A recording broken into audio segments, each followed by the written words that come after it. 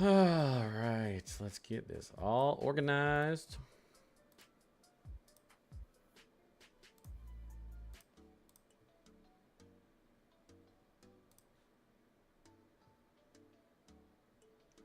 Wait.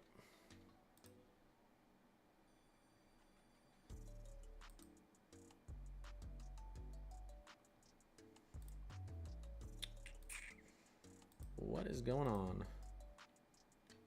There it is.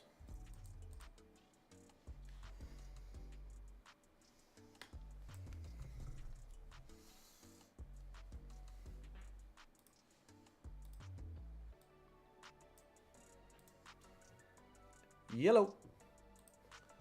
Check. Why? I feel like my mic's been tilted towards me lately. I need a new mic. I need a new mic. That's what I think.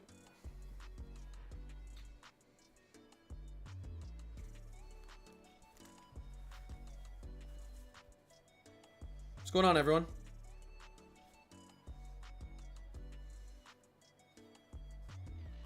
I feel like, is my head shrinking? Icky thump, what's going on? North Georgia, snow anytime soon? Woo, the signals for southern snow and can continue to look good in January. This is a control run, but 180 hours out. What the heck is our 540 line doing all the way down here? You're not supposed to be there. Look at our 540 line trying to rub up against Tallahassee. That's our snow line. Look at all that snow into the Appalachians. Look at this southern snowstorm. Look at this southern snowstorm. Remind you of something from last year? That was a little more aggressive last year. And then look at this chance again. I mean, yeah, the models really like the chance for southern snow second half of January. We're going to talk about how much I believe this or how much I don't believe it in a second. There's some truth to this.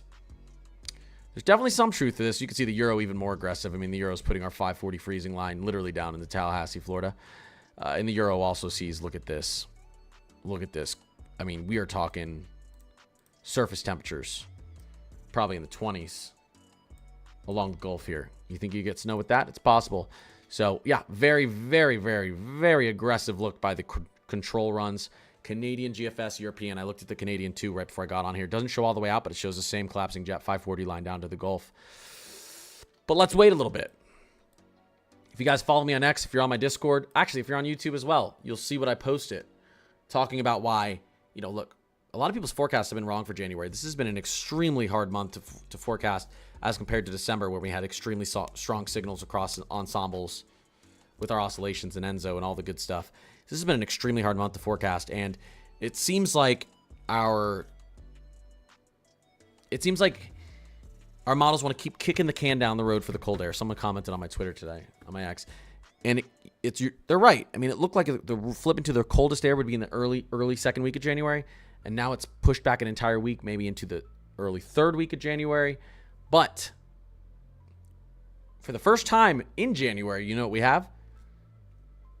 Consensus across 3 global ensembles and a likely very cold Europe over the next 10 days.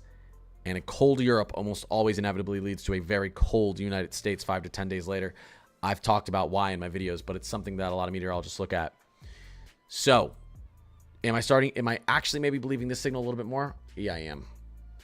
Let me pull up what I posted right here. And I'm going to get to all your questions in a second. Samuel, what's going on? Watching from Mississippi. Hey, a little chance for some snow in northern Mississippi, maybe the second half of this. Hey, maybe even southern. I don't know. These model runs are looking crazy.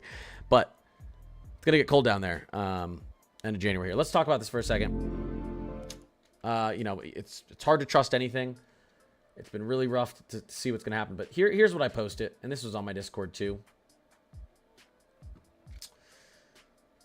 Global Ensemble guidance is coming into strong agreement on a very negative EPO developing late into the third week of January, signaling a large high amplitude Alaskan ridge.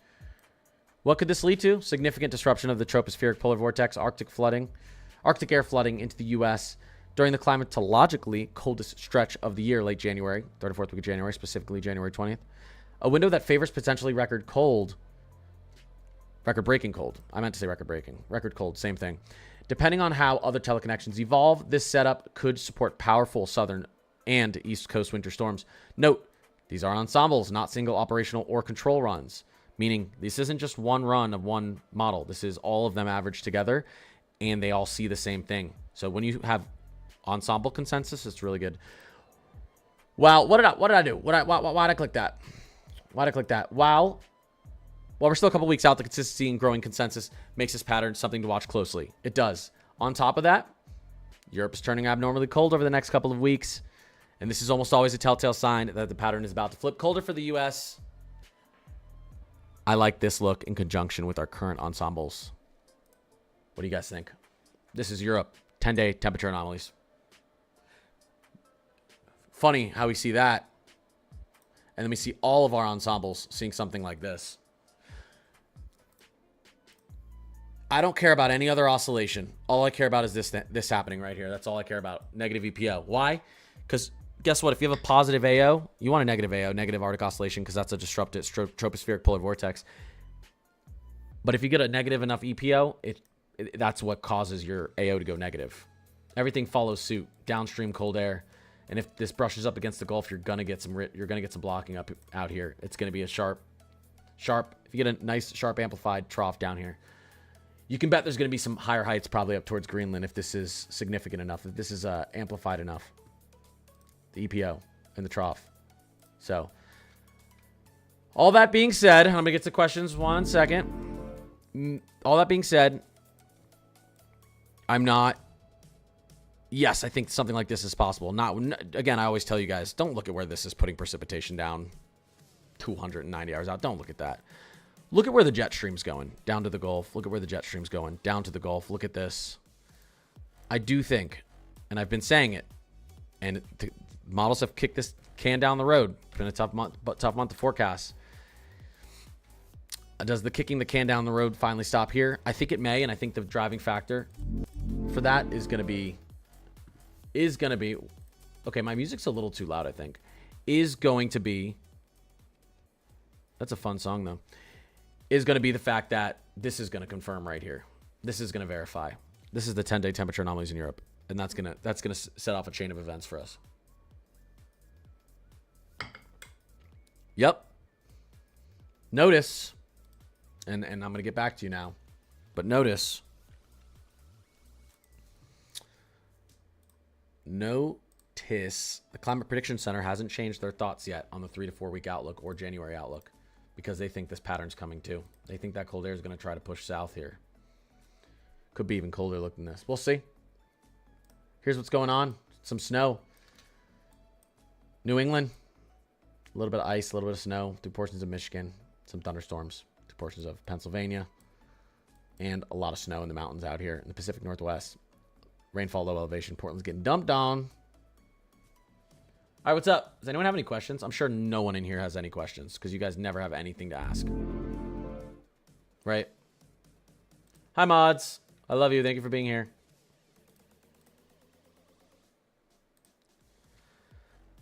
Let's see. Might get lucky later this month. Yeah. Yeah. What's going on, Emmanuel? When will snow come to Middle Tennessee? Well, it's tough to get it there, but you can see where your chance. You can see where the chance is setting up. I mean, let's take a look at the latest ensembles. I just showed you how important our ensembles matching up are. Let's go back to our heights. Let's look at the latest 18Z of the GFS. Oh, sorry. That's the Euro of the GFS. Here you go. Do we still get that large Alaskan ridge? Holy crap. That is, excuse my French, that is way more amplified than it was. This is an off-hour run, so we'll see if this actually happens. But wow. Wow. Wow. And if, oh my gosh, this would put a ton of cold air and snow probably into the west. But this would be strong. This would be a strong enough. This would be such a disruption to our tropospheric polar vortex. It would put cold air probably from coast to coast. What an I didn't see that update. But let me go into the European 12Z just to show you guys what that's doing with our ridge. Very, very significant. Very, very significant. Holy smokes. You guys see this? I mean, This is what the storm of the century looked like. 1996 blizzard of the century up the coast. But yeah, this is 300 hours out, so probably not going to happen that way. But hey, if it did, no. Let's go back to the European Ensemble 12Z, and yeah, look how impressive that signal is. Holy smokes! For those of you who missed it, I'm going to go over it one more time, really quickly, because it's important, and my stream's filling up, and I'll go over it super quickly this time, super quickly, I promise you. But we haven't had, it's been a tough month of forecast. The cold air keeps getting pushed back by the models. We have 3 different ensembles, not controller operational runs. Large, strong EPO, strong EPO, strong EPO. They all support very, very cold downstream air into the States in the coldest time of the year, second, third week of January. And I still was looking at this saying I'm not buying it quite yet. I like it. I like the look. I like the confidence. 3 ensembles. We haven't had any sort of consensus through the month. But this to me gives me high confidence. 70-80% chance we see this happen second half of January, with Europe getting cold over the next 10 days. Either 10-day temperature anomalies in Europe. I'm having confidence. So in this stream, and I'm just telling you that in this stream, I'm going to speak with a little bit more confidence on the forecast farther out than I typically would. That's all. All right. Models are showing some great snow in Tennessee. A little bit far out. Again, don't believe where you see precipitation that far out on their model runs. But I do think the setup is going to support snow somewhere in the south. And we've always thought that, but we've been pushing it back and pushing it back. It's going to end up probably arriving 10 days later. This pattern 10 days later than expected. It's going to end up arriving at the best time possible for people in the south, because we're talking about the second half of January. Cold. User, what's going on? Jasmine, what's going on? Marissa, what's going on? KJ, what's going on? NTXB, what's poppin'? Will there be a nor'easter, or is it clickbait? Set up for a nor'easter, yes. Nice setup for a nor'easter. Will we get one? You need good timing. Look at that opportunity right there. The 15th into the 16th storm system running up the coast, cold air. I'd say I give you a small 5% chance this turns into some big snow on the coast. Small, because you would need this system to lag back pretty far. I don't think your trough digs down at the right angle here. But you see what happens here. This is a major sign for a nor'easter here. It doesn't matter that you don't see it on the control operational run. We know what happens when we get big troughs digging down into the southern plains, and we get precipitation moving up the coast. We know it's possible there. So GFS, you can see how the GFS sees that playing out here. GFS likes that southern snow, and GFS is going to give you an opportunity for a nor'easter. You can see what's happening out here. The 15th, interesting, the 15th, 14th through the 16th, the GFS has this cold air and these storm systems moving right off the coast. These need to move in a little bit. Move in 50 miles. Suddenly you have snow dumping through the mid-Atlantic. Will they? The globals agree they're going to be right offshore. So my cat keeps licking my blanket. Weirdo. Yeah, cats do that sometimes. They just lick random stuff. Yeah, okay. We're going to talk about severe weather here in a second too. Severe weather setup. Well, we can talk about that real quick since someone just brought it up. Yeah. Sam. Kayla, I appreciate you. Let's talk about severe weather for a second. Day 2. Marginal categorical risk. Here, let's zoom in here. Categorical risk right here, as you can see, is marginal for panel. This is mainly just for wind and hail. Just for wind and hail, southern plains. There you go. You could see a little bit of bad weather in the Dallas, Fort Worth, Oklahoma, Tulsa.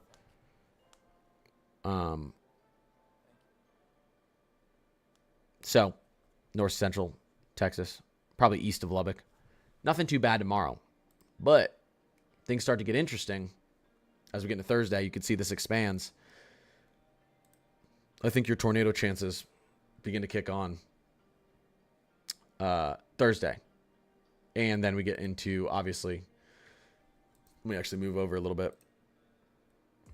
Here's us getting into Friday. We have a slight, could definitely go enhanced. I was saying I think there's a moderate's on the table. I don't know. I think it's going to be too much of a zonal type of setup. The original piece of energy is outrunning the northern piece, the northern cold air trough. So, but I wouldn't be surprised to get an enhanced out of this. This is going to we're going to have a tornado issue here, I think. Let's take a look at some of our NAM's probably not going to see out far enough yet, but we can take a look at the setup. Let's go to severe weather.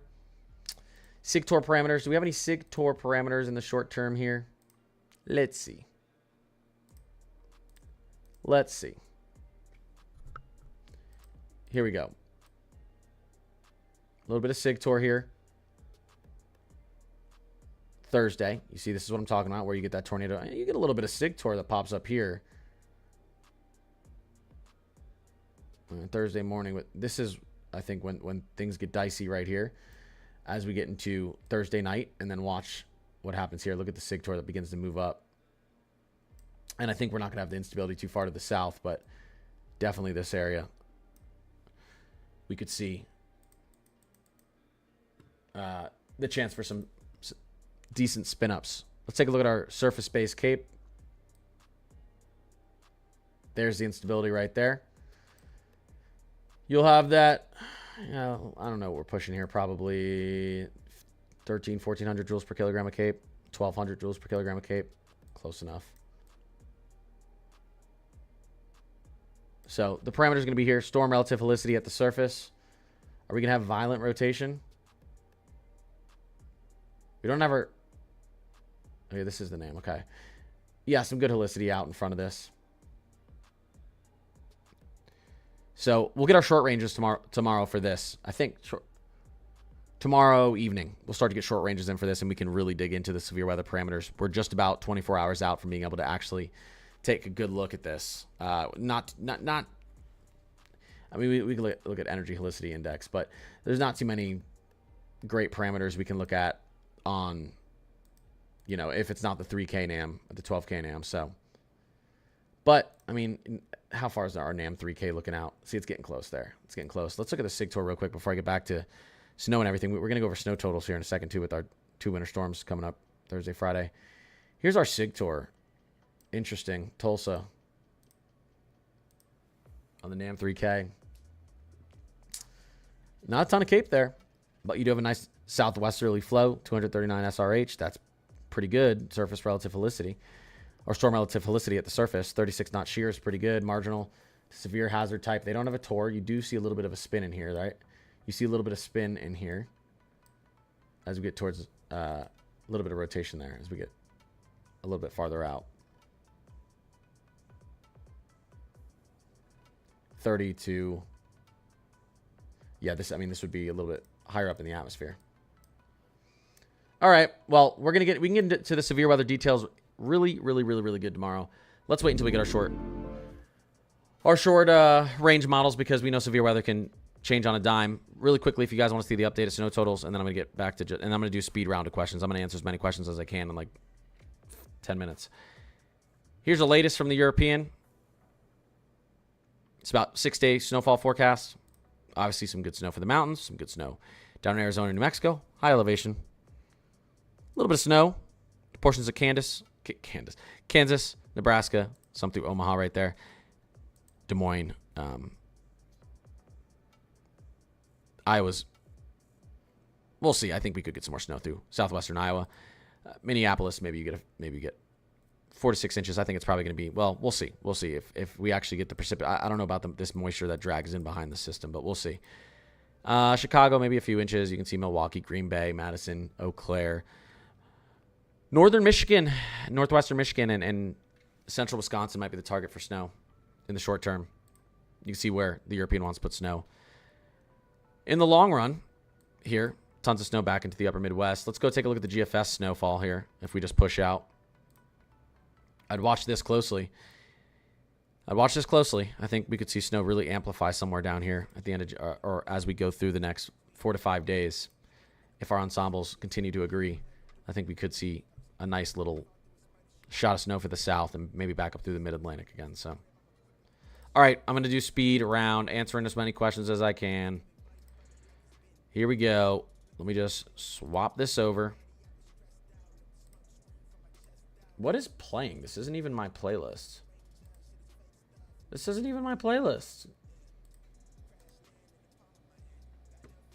Not the worst songs ever, but it's not my playlist.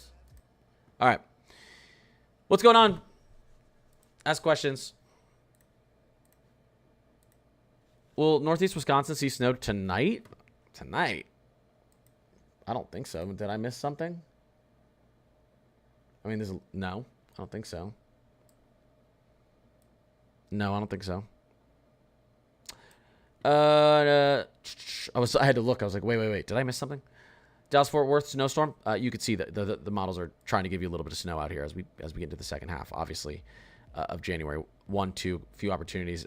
We're not seeing any sort of big major amplified snowstorm or big major blizzard snowstorm here, but I don't care what happens on the operational runs precipitation wise past 120 hours. So, but or 140, but really good trend. Like I said on the ensembles, cold Europe. 540 line digging very far south, second half of January. So, yeah, Dallas looks much. I think your chances skyrocket Dallas as we get into the third week of January. Yali, what's going on? Hey, Cole, Alex. When's the best chance for snow in Charlotte, North Carolina? Maybe you get a little shot there the 14th or 15th. If not, obviously the GFS loves you getting snow on the 18th of January. It's 12 days out. These models are going to change. These systems are going to change speed. Don't look at local precipitation that far out. But again, third week of January really wants to give you an opportunity. Yeehaw, ride him, cowboy. I 100% got that, Yali. I don't care what you said. EJ! I didn't realize my brother was in here. EJ the Collector. Do I get priority for being your blood relative? Yes, but obviously I missed your comment. EJ the Collector. He has a YouTube and a TikTok. That's my brother. He does. He collects comic books, rips Pokemon cards, covers, everything Marvel, DC, comic. It's pretty cool. Oh, yeah, he's still here. I thought I lost you. No, it's pretty cool, guys. If you like that stuff, go follow him. And he posts consistently like me. I don't think he posts as much as I do and goes live as much as I do, but that's difficult. Although I've been slacking lately. But yeah, you guys can check out his channel. Yeah, EJ, I would really love for this to happen for you, all right? I would love for this to happen for you. This wants to put snow through Charlotte. 10 to 12 days. I don't think it's going to happen like this. I know it's not going to happen like this because models can't tell where precipitation's going to be falling locally 300 hours out. But I do think Charlotte gets snow the second half of January. You open sports cards? Yeah, he doesn't do...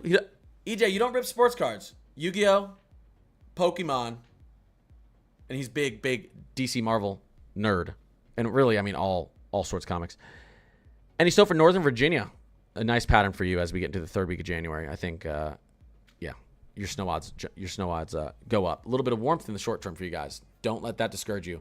I watched Ryan Hall y'all's video. Yeah, I watch other weather creators, content creators. I will say though, I don't let myself watch. If I wake up in the morning to make a video, I don't let myself watch any of their videos first because I don't want to be influenced on things I'm going to say. I want to give you guys my forecast, my take. But yeah, I like what he said though. Don't let this fool you. This is a false spring here for the East.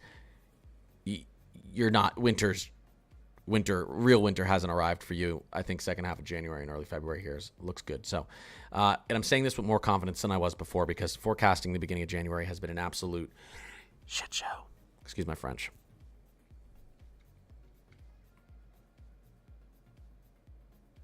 I like Panthers autograph cards. That's pretty cool.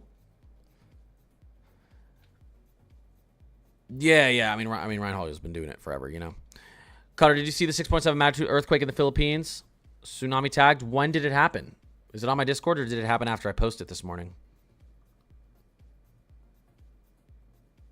Let's see. Did I see it? I was doing my earthquake updates really quickly this morning and I might have missed it. No, must have happened after I posted it. Yeah. 6.7 isn't even that big for out there. They've been getting some big ones lately. Are there...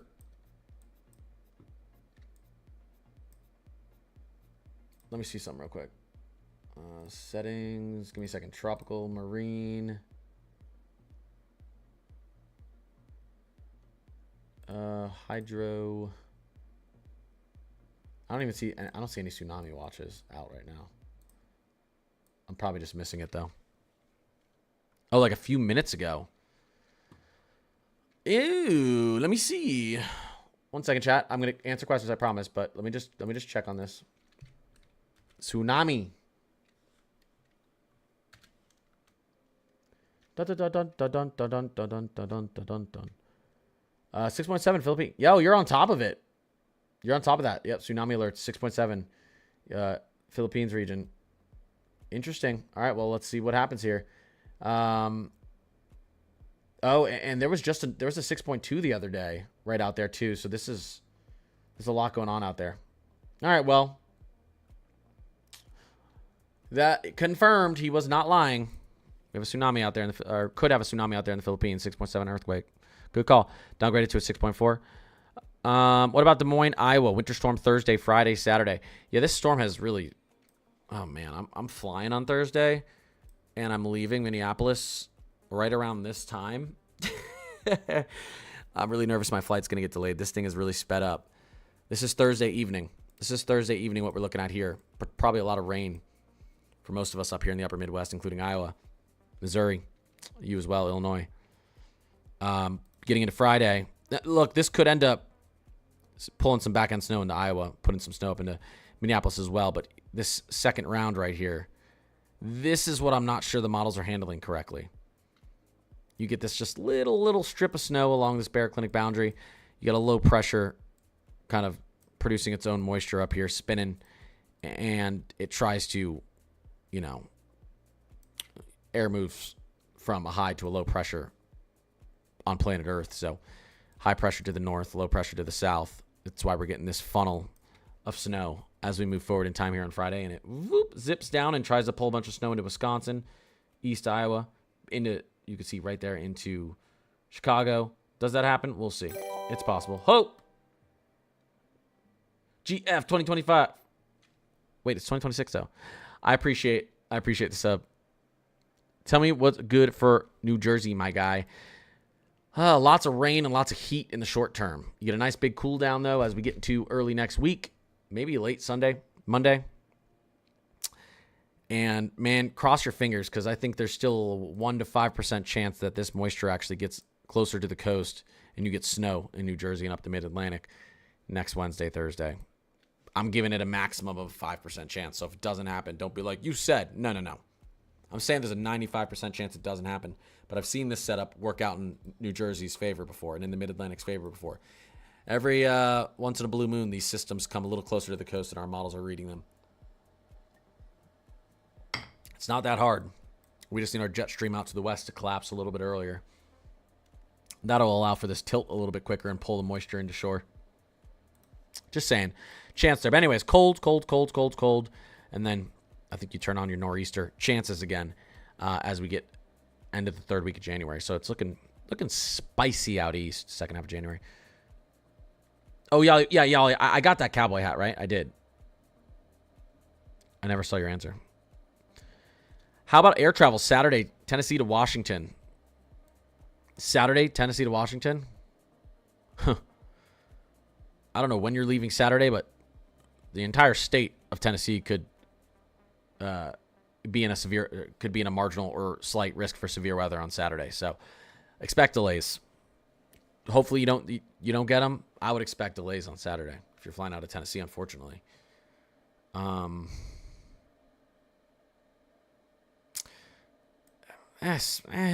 Saturday evening actually starts to look a little bit better for you guys. Saturday morning, Saturday afternoon might be rough. Saturday evening, if your flight's late, you might be good. But, sometimes delays before you will delay your flight. Why do you think winter has been so mild in the last few years?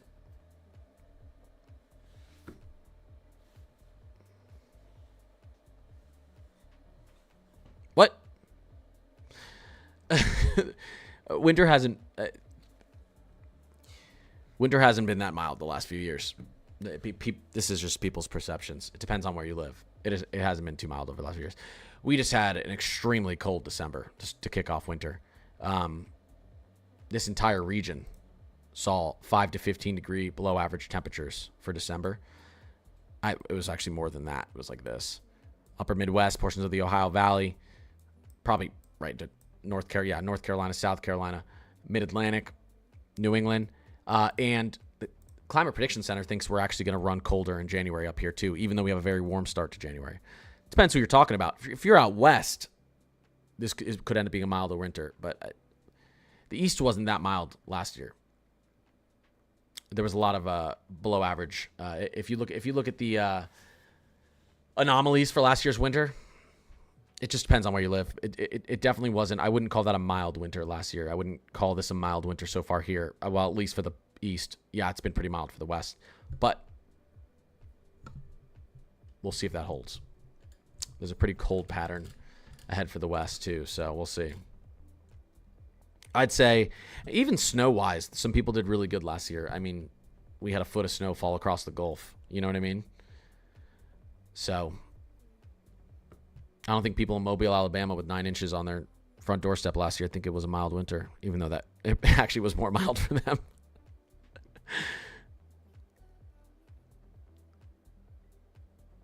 But I mean, yeah, the climate works in waves. It's going to go one way, it's going to go the other way. But the climate's like a rubber band. If it stretches too far in one direction, it's always going to fling back the other direction. All right, push and pull. I need snow in the Carolinas. You got a chance out there. We'll see what happens 3rd week of January here. Snow for Mass. Could get a tiny little bit of snow here. Let's see. What's the National Weather Service thinking over the next 72 hours? What's our high end? No. I thought they might give you a little bit of love there. Let's take a look. Let's take a look at the Euro. 18Z. Winter. Let's take a look at New England. Let's go to 12Z. Let's push out 10 days. Yeah, you want to know who's having a bad winter? I'm not going to tell you who, but hey, anyone in the stream from Boston?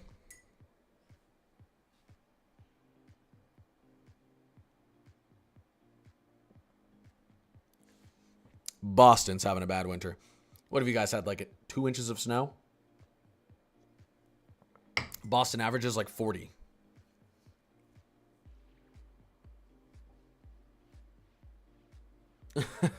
They're having a bad winter. The GFS is being kind, I think. Well, they're both putting a little snow hole out here. I don't believe this for 1 second with the way our setup is moving into the 3rd week of January. I don't buy this little snow through this region. I don't buy that. Don't buy it. Don't buy it. There's going to be more snow than this in this region. I can't tell you who's gonna see it, but either you're going to get more snow here, or you're going to get more snow here, or you're going to have more snow through here in the Midwest. Ohio Valley. Carla, I appreciate the sub. Thank you, Carla. And thank you to anyone who followed over on TikTok. But yeah, I don't buy this snow hole in here. You can see the models trying to put a little snow here, little snow here, little snow here, little snow here, little snow here. No. We're transitioning back into an Enso neutral. Our subtropical jet's going to kick on, and we have an extremely strong signal for a amplified negative EPO, and Europe is going to be freezing over the next 10 days, which leads to colder air here. I'm not buying this for a second. There's too many signals that point towards big snow for someone in this region here. So somewhere in the next 2 weeks, maybe even next 10 days. So we'll see who gets it. See, the big winner is. There's been a lot of different models pointing at something around, maybe something for Dallas and Oklahoma too. We'll see. Northern Texas, Oklahoma. We'll see what happens. But I'm not gonna. We'll follow trends. I'm not gonna tell you exactly what's gonna happen. Someone say West Virginia.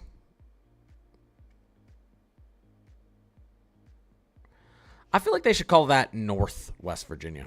What do you guys think? Should they rename West Virginia Northwest Virginia? Because, like, I mean, you live in southwestern Virginia. There's nothing. West Virginia is not west of you. It's north of you. Anyone who lives in the southwestern corner of Virginia, you're like, what?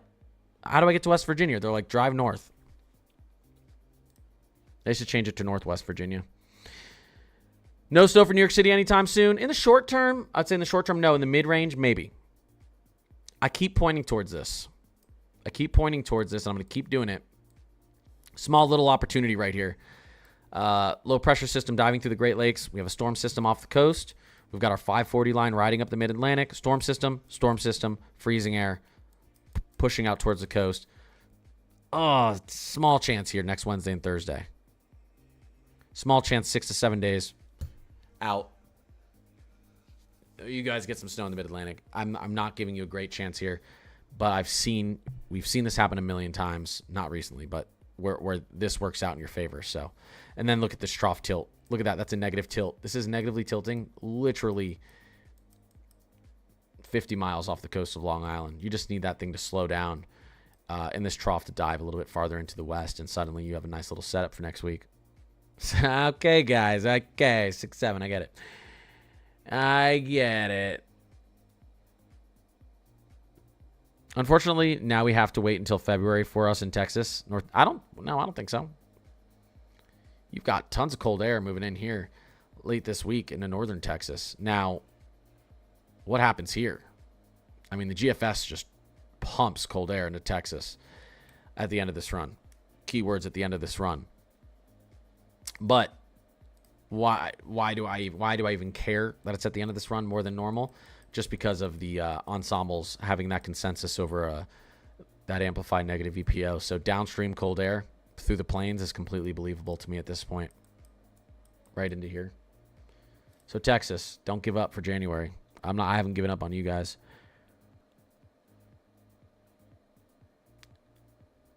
Louisville is in a pretty good setup for snow. Right? One of my local meteorologists says he thinks we have a chance 14th to the 16th, 18th to 21st. Yeah, so he's just naming everything in the second half of January, I see. But, yeah. I mean, you could see what happens here. 14th into the 15th. You could see some more. You get another baroclinic boundary running right through this region. Someone in here could see snow. Remember, this is 270 hours out. These models don't know if there's going to be snow falling here or not. But this right here could end up being big snow, depending on how this develops for anyone in this region, right? If this were to develop like this model doesn't know what precipitation is going to be here. So, yeah, some good opportunities out here. Best opportunities the South is going to see all year, maybe. You got one opportunity. What's the, how's it go? One shot, one opportunity. Don't let it slip. You got one chance to blow. This is going to be it. No, I think we're going to see more in February. But, yeah, this looks like a good opportunity. Second half of January. When should Philly expect snow? Well, I've been showing you off and on. Third and fourth week of January. Maybe you guys get 3 or 4 different opportunities for snow there.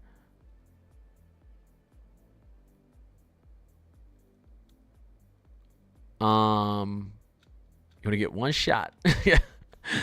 Kentucky on the 17th. No one knows what's going to happen in Kentucky 258 hours out, but looks cold. I wouldn't be surprised if you guys were pretty chilly, below average around that time. Precipitation, I'm not sure. Do I think it'll snow in Georgia?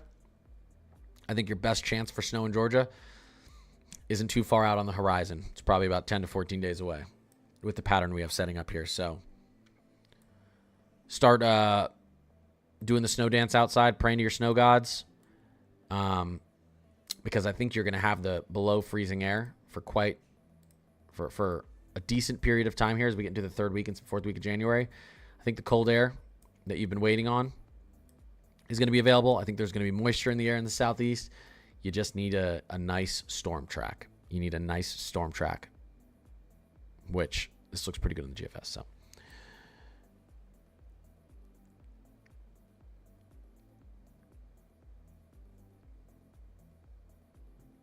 Yeah.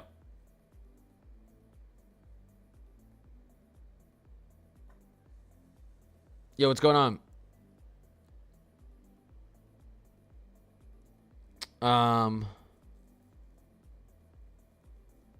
One second, guys.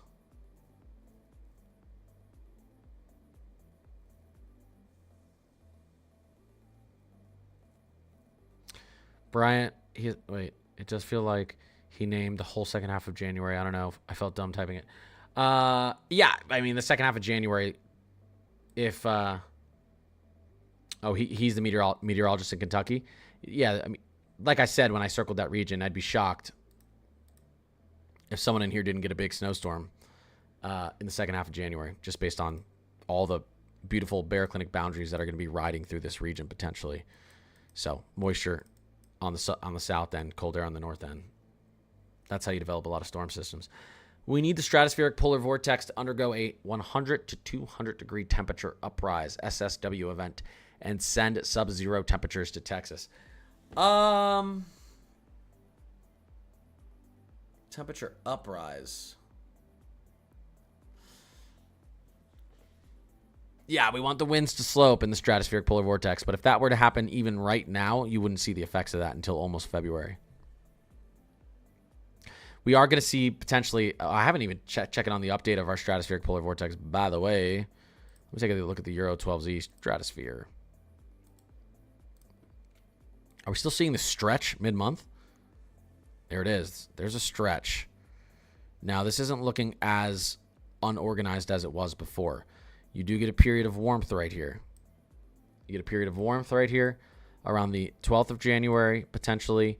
You can see our stratospheric polar vortex is stretched. You have your two centers here. You have warmth over the Arctic.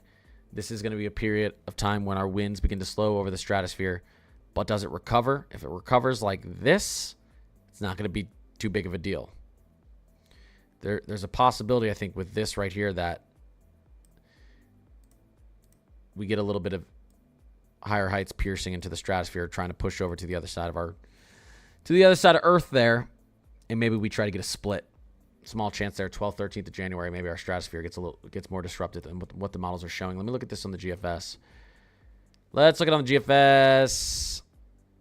Yeah, look at the GSC. GFS is really giving the stratosphere a hard time.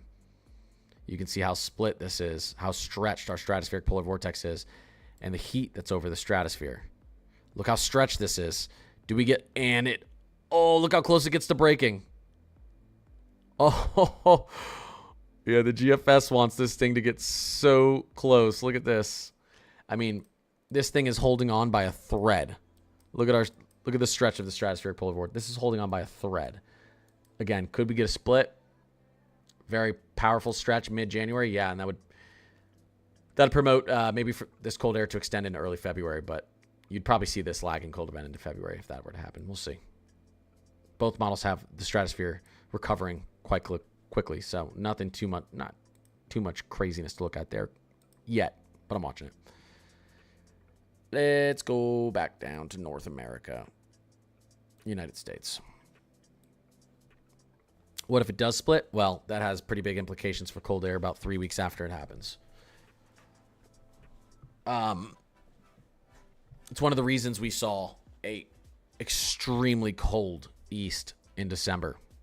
Why we saw negative temperatures pushing down into portions of Missouri, Kentucky, Kansas.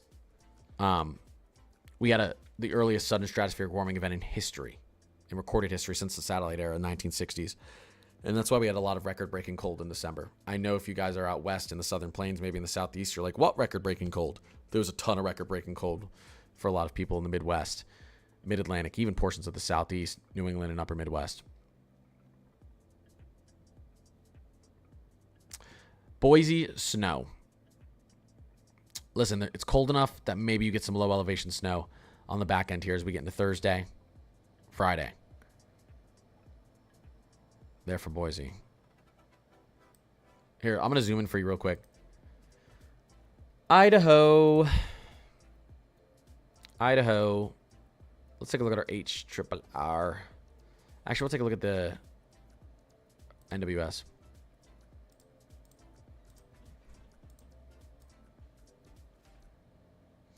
Looks like mountain snow to me, doesn't it? Looks like mountain snow. I don't know if it's going to get cold enough. See what our European does with snow. Not putting too much snow in the valley.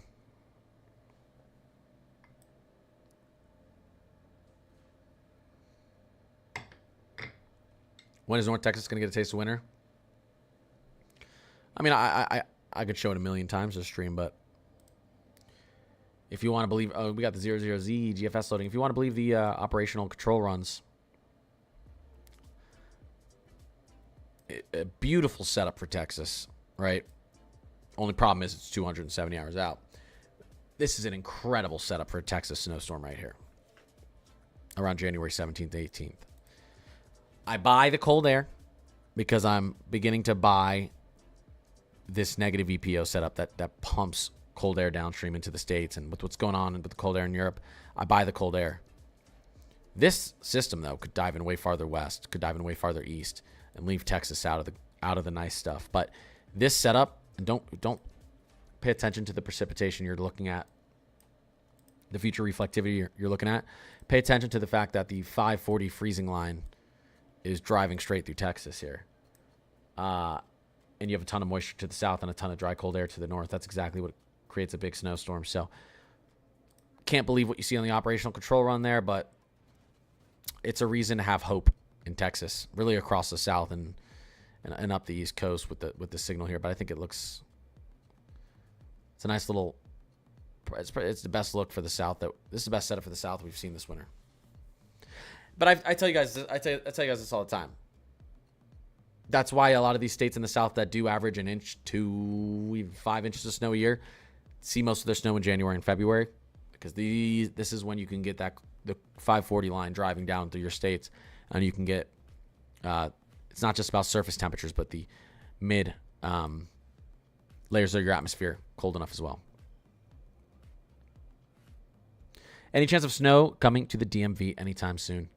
3rd and 4th week of January.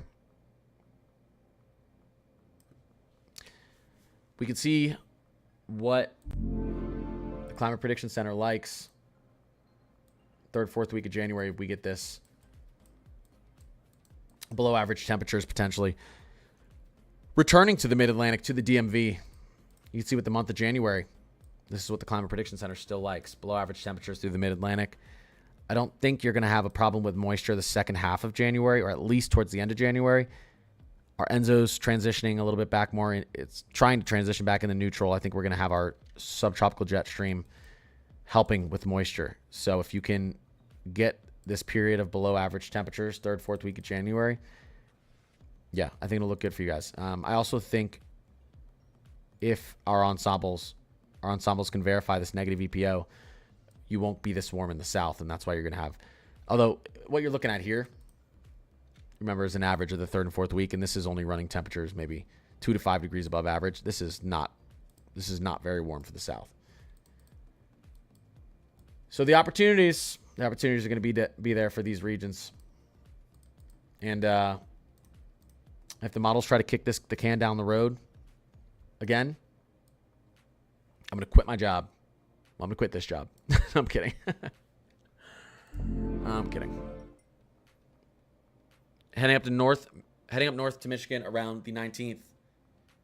What's the snow looking like? I can't tell you where it's going to be snowing on the 19th. I will tell you it looks freezing during that time frame up in Michigan. So I wouldn't be surprised if you had some lake effect snow pumping around that time.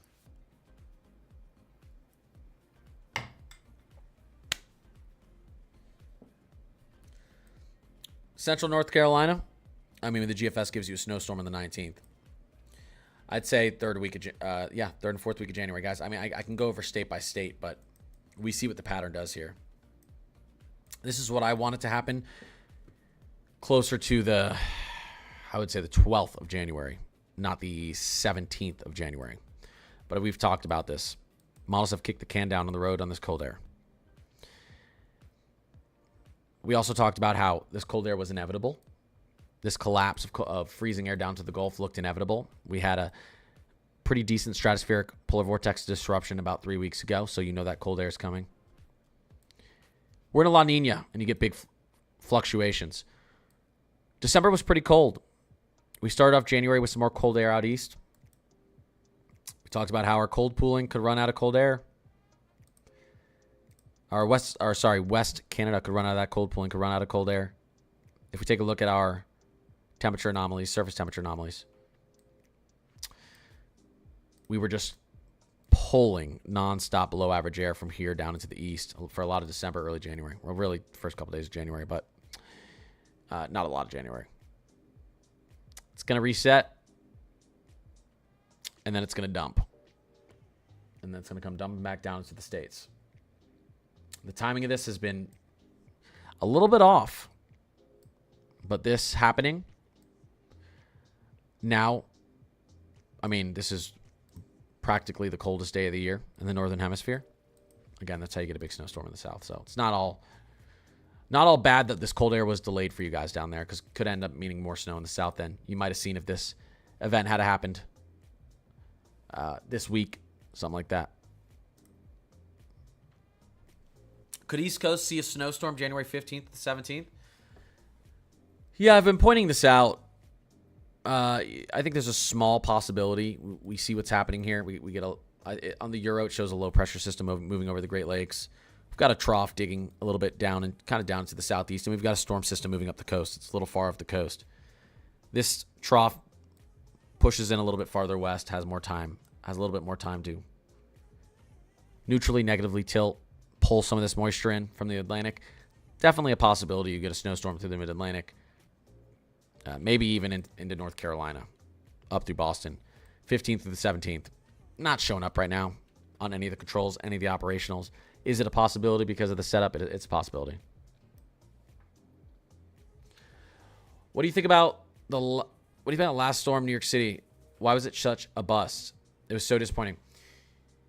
Yeah, I was watching that storm live, and a lot of people talked about it on X. There was a dry pocket that slid in. It was obvious pretty early on. I mean, I put New York City in the 5 to 9 range. I think New York City got 4.5 or 5. It hit the way, way, way low end of what I thought. About 2 hours into the snow falling in New York City, you could see a dry slot developing behind it. Dry slots and snowstorms are extremely hard to predict. It's hard to tell the way the wind's moving, the way the dry air is moving in the mid layer of the troposphere. And it can punch into a system and choke out one area of the system and allow a ton of snow to fall to the north of that dry pocket, a ton to the south. And that's why we say, when we label an area and we say 5 to 7 inches in here, someone in there could see an inch, someone in there could see 9 because of banding and because of dry slot pockets. It's an average of what the area is expected to see. New York City, that dry slot kind of settled itself in right over New York City. 4 to 5 inches of snow in New York City, I don't think anyone's complaining about. It was a nice little snowstorm, but it could have been much bigger. It could have been, you guys could have got, if that dry slot doesn't move in there, yeah, you guys could have got 9+ inches on the high end. Do you watch Stranger Things? I watched season 1 and then stopped watching. And I regretted it because I saw how much people were loving the show, but now I don't regret it because so many people didn't like season 5. And I'm like, okay, maybe I saved myself from disappointment. Any chance of snow again in central Indiana? Of course there's a chance of snow again in central Indiana. If we're talking winter, a little bit of a chance you get some back-end snow pulled into central Indiana here on Saturday. Models aren't completely handling this. They're struggling with this, and I've explained why in my last live. I'm not going to go through the whole vorticity map and everything, but possibly get a little back-end snow pulled in there. We also need to watch here. Anytime you see this, your red and blue line running up against each other here during winter, fall, spring, Bear Clinic boundary, you can get snowstorms that develop along this line. So let's watch what happens. Middle of next week, 14th, 15th, 16th, 17th, 18th. Opportunity there. Maybe Wednesday to Saturday next week for some good snow into central Illinois. OMG, I love your videos. I really appreciate that. That was a very nice comment.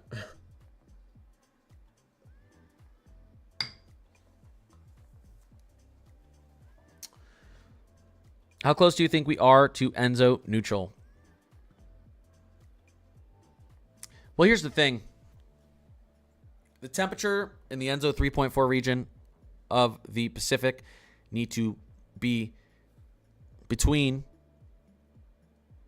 negative 0.5 or 0.5 degrees Celsius below average to 0.5 degrees Celsius above average for a period. Oh my God, I'm going to hate myself here. I believe of 3 months to get a full transition out of the Enzo. 2 months? No, it's 3 months. So When will we have Enzo neutral conditions in the Pacific? Maybe in 2 weeks. When will we transition into an Enzo neutral?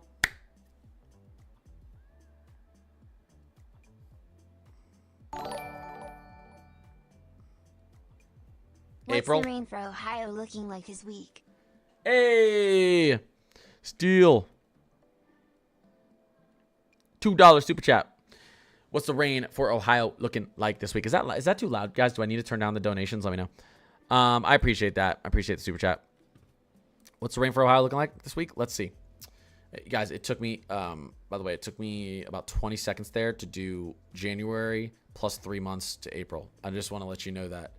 I think my number dyslexia turned on in my brain there for a second. Okay, a little loud. I need visuals of what an Enzo is. I'll show you that too. Let's go over the rain. I'll show you the Enzo, why it's significant. And I think we're going to be in an El Nino next year, which means your snow chances for the South will be elevated. By the way, if you want snow in the South, you want an El Nino winter. Next winter is probably going to be an El Nino winter. You can get the biggest snowstorms in the South in a La Nina winter, but you tend to get the most consistent snow in an El Nino winter, meaning you get typically the opportunity for more snowstorms in the South in an El Nino winter, but you don't get these big mega blizzards like you could get in a La Nina. But it's a complete roll of the dice in a La Nina because you could just be warm and dry in a La Nina in the South. At least when you're in an El Nino, you have these. You typically are trying to run below average temperature, and you have the opportunity to see more snowstorms. So, okay, let's take a look here. We're going to look for Ohio this week. Well, not much until we get into Friday morning. Friday into Saturday into Sunday morning. Friday and Saturday look pretty wet for Ohio. And then we dry out for quite a while. And then maybe we get a little bit of snow. We have 2 good opportunities for snow next week in Ohio. Let's take a look at our European here. Total precipitation through the rest of this week out there in Ohio. Not a ton. You could have some isolated areas that receive an inch or 2 of rainfall, but overall, you can see where the real impact looks to be right now, rainfall-wise. Northern Georgia, central to northern Alabama, most of Mississippi, portions of Louisiana, southeastern Arkansas, Tennessee, Kentucky, West Virginia, Iowa, Wisconsin, although some of this could be snow. So Ohio doesn't look too bad. Friday and Saturday look pretty rough, though.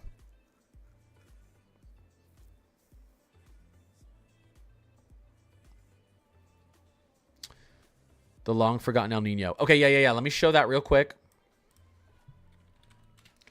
Really quickly. Let's get a visual of what's going on. This is important. This is important. This is going to determine... Oh, and by the way, we've been in an Enzo neutral for 2 springs straight. I could be wrong on that. I think it's 2 springs straight. But Enzo neutrals typically see the worst tornado outbreaks and the most tornadoes. It's just historically... We're going to go into our 3rd Enzo neutral spring in a row. It's pretty rare, and it sucks for people who don't like tornadoes. And it's great for people who cover weather because, gives you something to talk about. But, no one's rooting for a tornado, but we know what happens in an Enzo neutral. Okay, here's our surface temperature anomalies. Let's talk about Enzo really quickly, and I'll get back to it, and I'll do... Let's do... I never really did my speed round answering questions, so I'll do this, and I'll actually answer questions quickly. Here's our temperature anomalies. Here's the Enzo 3 and the Enzo 4 region. I always get these mixed up. It actually might be opposite. No, Enzo 3, Enzo 4 region. Sometimes you can call it the Enzo 3.4. It's just easier. Central Pacific. It's actually wider than this. It's like this, but whatever. Why does this matter so much? Well, when these waters are running above average, there's a lot more convection in the air. There's a lot more moisture in the air. And when you have more moisture in the air, you get more release of heat into the atmosphere. And what does heat do? Well, that's going to cause a steeper pressure gradient here around the equator. We have the Coriolis effect. There's always cold air moving in from the north, moving in from the south. You get a steeper pressure gradient around the equator. obviously you guys know, your winds speed up. The jet stream begins to speed up. Your jet stream begins to strengthen. What happens when you have a strong jet stream down here in the south? Well, one, for hurricane season, hurricanes have a really hard time making landfall in the States, pushing through the Caribbean and Gulf because they've got the jet stream just pumping nonstop into the Gulf. I don't know what I'm on tonight. Into the Gulf and Caribbean. It can't get through it. It can't get through it. Okay? It's like, imagine you have a hat on your head and it's very loose and you're running towards 20-mile-per-hour winds. Your hat's probably going to fly off your head. That's what happens to the top of a hurricane when it's moving towards a very strong subtropical jet stream. It gets sheared. It just gets sheared off. It weakens. So, what the heck just happened? One second, guys.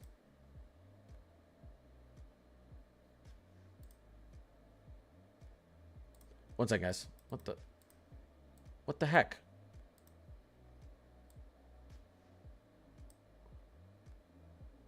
What? Sorry. TikTok is telling me that I'm not streaming. Yes, I am. Stop lying to me. Okay. So yeah. So what happens in an end zone neutral? Well, the waters are about the normal temperature, and you don't really know. Your polar jet could still be quite activated. Your subtropical jet could turn on and turn off at a dime.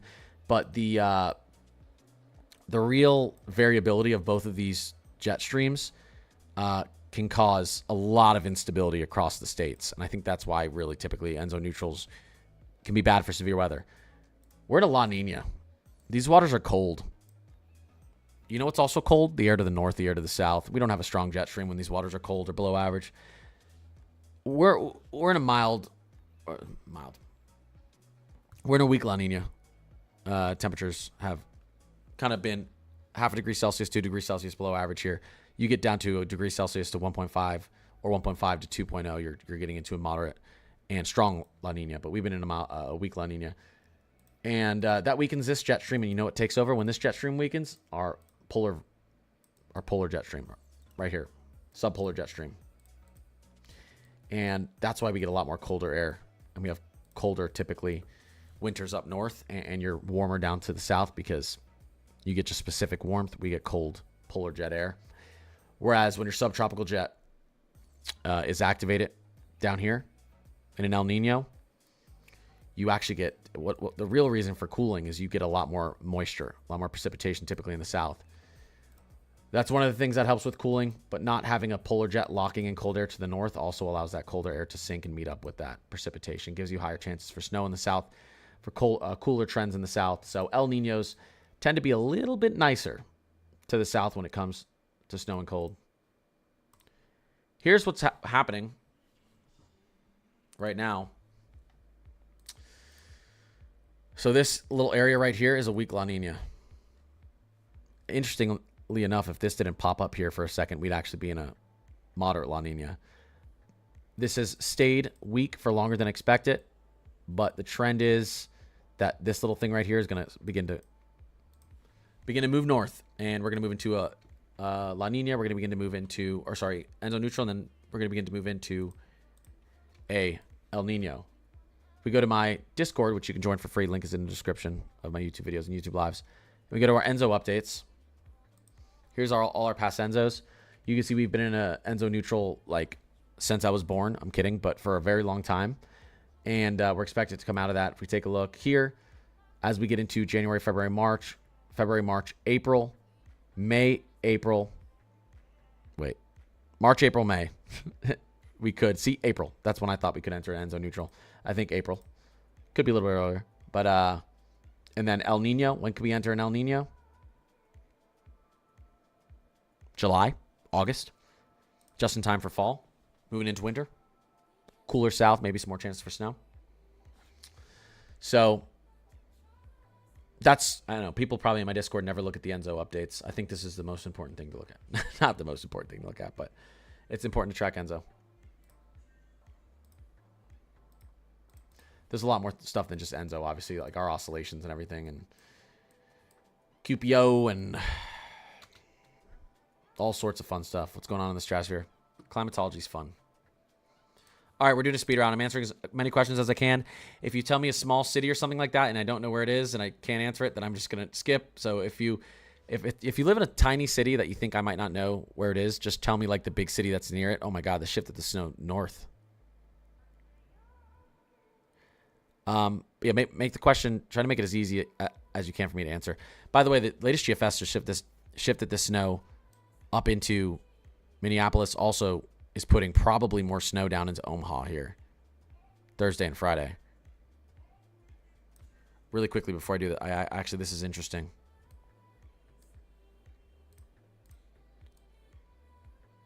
Well, I guess we'll see. Not showing a ton, but it shifted the storm north. Just a little bit. All right, anyways, let's go back to the 18Z and let's look at that. All right. Oregon snow forecast. Oregon. Lots of good snow for the mountains over the next few days. Low elevation, it's going to be tough. And then look at this. You get dry. Oh my gosh, guys. Oregon's doing dry January. Wait, sorry here. Look. Oregon's participating in dry January, guys. Ready? Here's January 10th, 11th, 12th, 13th, 14th, 15th, 16th, 17th, 18th, 19th, 20th. Everyone congratulate Oregon for participating in dry January and getting sober. Yeah, no, Oregon looks very, very dry. PNA, positive PNA setting up here. Oof, as we get into latter half of the second week of January, maybe through the third, fourth week of January. We'll see.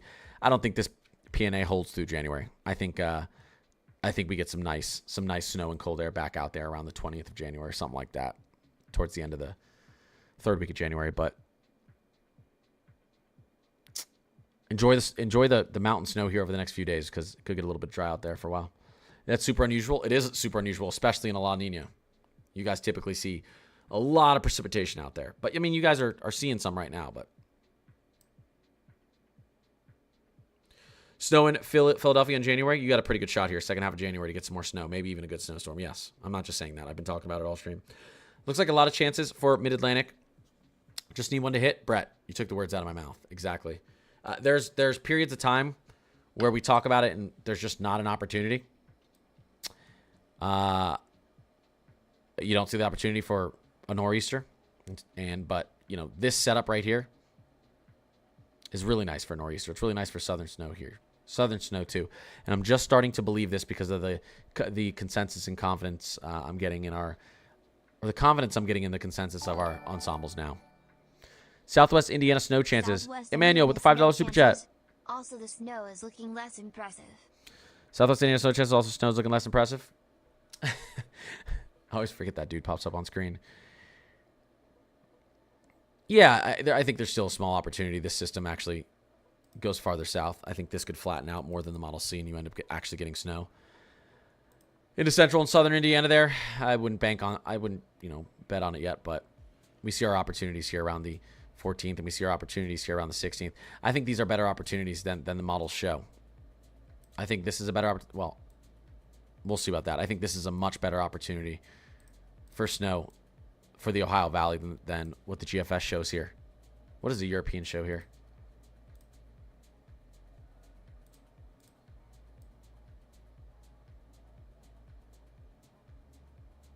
Yeah, I think this right here could end up being a much better opportunity for the Ohio Valley than what models are showing. So let's watch what happens next Thursday into Friday, Emmanuel.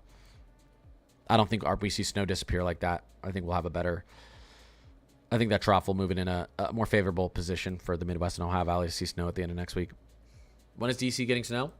Second half of January. Mid-Atlantic has some opportunities there for you guys. I don't expect the models to kick the cold air down the road anymore.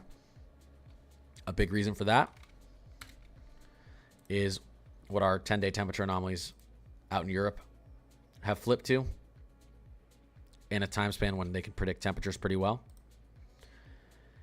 Here's Europe over the next 10 days. Chat, what happens when Europe gets cold? What happens 5 to 10 days after Europe gets cold? 9 out of 10 times.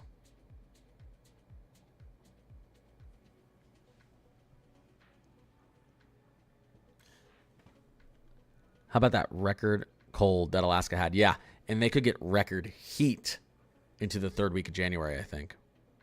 But record heat late in January for Alaska. It's going to be freezing still. Guys, when it gets cold in Europe,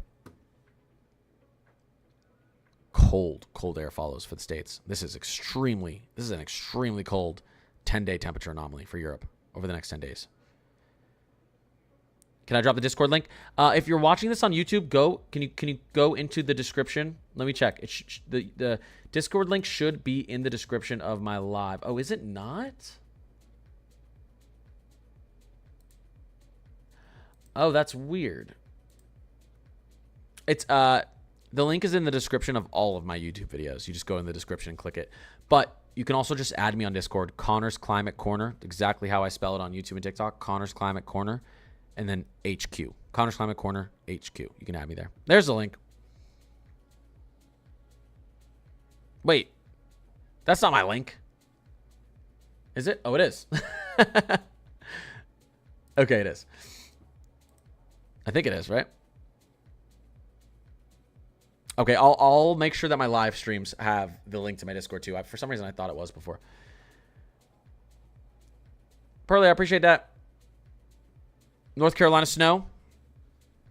Listen, the 00Z of the GFS is loading. I'm not getting off until the 00Z of the GFS is loaded through, by the way, guys. 00Z of the GFS is loading. Is it going to show this big collapse? Ooh, wait. Is it going to show this big collapse of cold air around the 17th, 18th, trying to bring snow into North Carolina still? Maybe. Let's see how it works out. But third week of January looks nice for the Carolinas for an opportunity.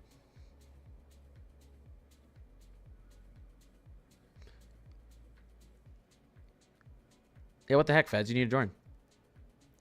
Is Virginia gonna get snow? Ah, yeah, you don't get out of January without getting more snow into Virginia. I'd be shocked. Not with the setup we have. Do you think we still have chances for nor'easters for the rest of winter? You couldn't ask for, well, you could ask for slightly better setup. You could ask for all of your ensembles to also see major Greenland blocking, but all your ensembles see major Alaskan ridging, European cold air, and a subtropical jet that turns on the second half of January. So you're getting a lot. You're getting a lot of what you want. A pretty good setup for nor'easters here at the end of January.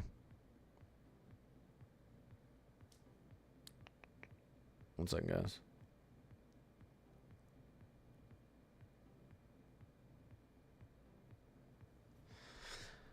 All right, let me play this. This is 00Z. Let's go back to the 18Z. You can see what the models want to do out here, you know.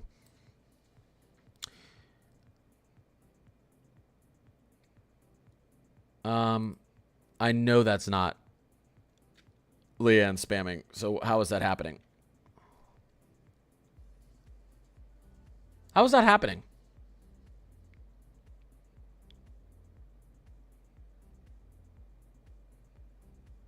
Will Kansas City get snow soon?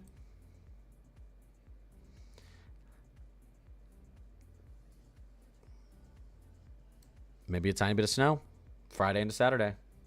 I've seen people do that where they take over like people's usernames and post as them. So it's probably what's happening. Yeah, a tiny little chance Friday into Saturday there. When could you guys see real snow? When we get this transition, when we get this collapse of the jet here. So middle to end of next week, I'd say Kansas City, pay attention. Next Wednesday to Friday, pay attention to the pattern. Extreme cold late January is a possibility.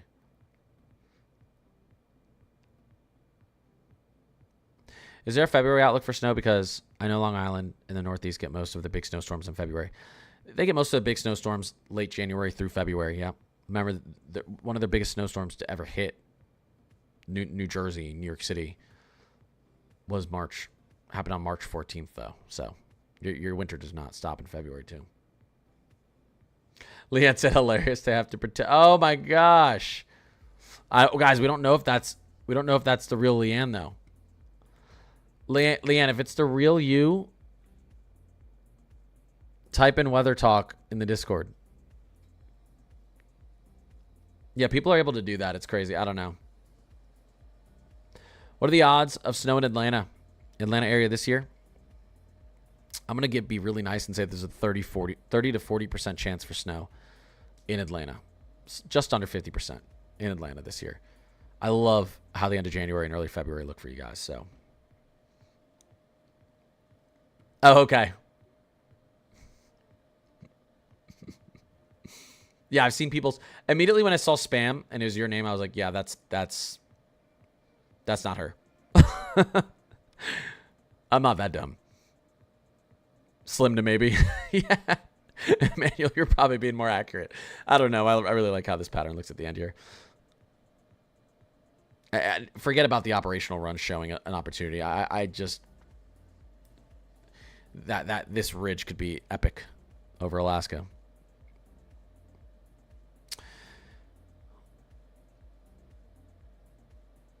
Let's see.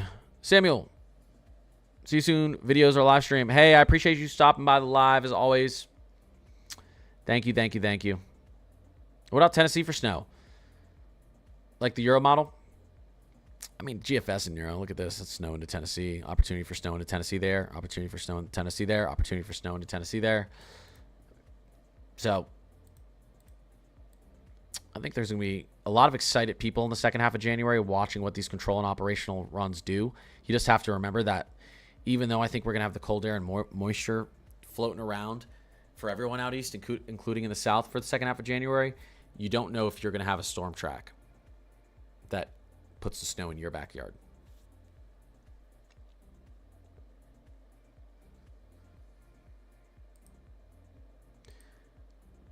Jackson, what's going on? I appreciate you.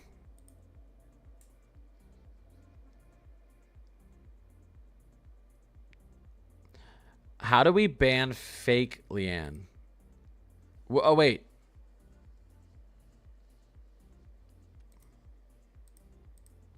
Hold up. I think I know how to ban them. Because you actually have followers. The ones pretending have no followers. Okay, I found it. I can ban them. Hold up. Block account. I blocked the fake one. Whew, hopefully I didn't block the real Leanne. Guys, you can see that Leanne followed, and they had one follower. So I think I got him. There are many. The real Leanne has 204 followers. So if you click on another Leanne and they don't have 204 followers, or at least around there, get rid of them. Give me 1 second, guys. 1 second. The 00Z GFS is loading, and I really want to see if it continues to show this. It'll show a version of it, but give me 1 second, guys.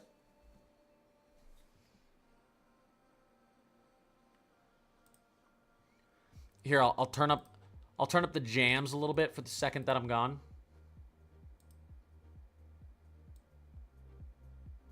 There you go. Really pumping the tunes. All right. Really pumping the tunes. Be right back.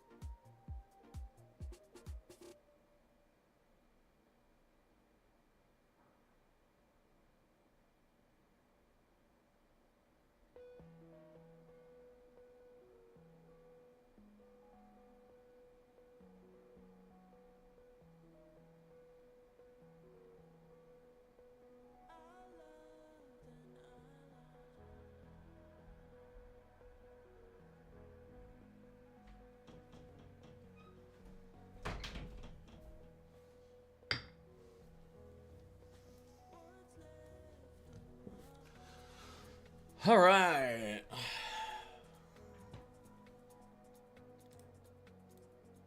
Okay.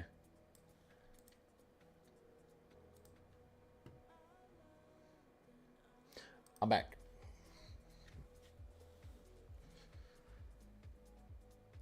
My song.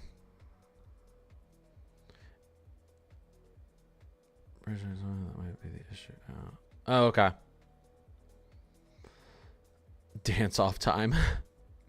Hi, Big Blizzard from New York City. What's going on, Robert? What is going on? Where's my GFS at? Can we load a little bit quicker here?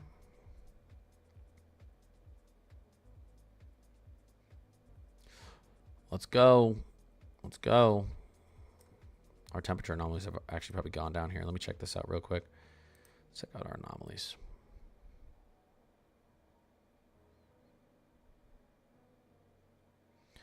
I find this very interesting. This is our temperature anomaly for the 13th of January, but look at what our jet is doing. I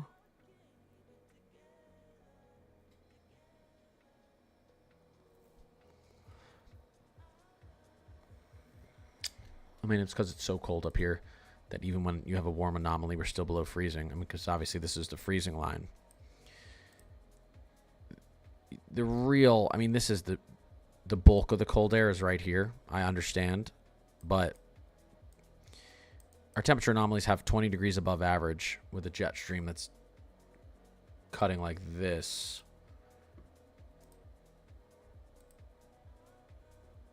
I guess it's more west side.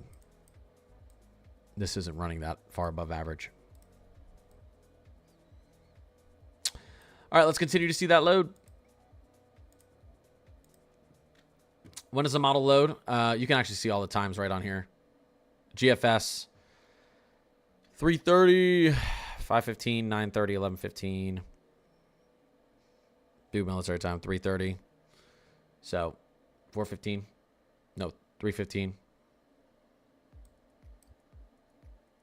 9:30.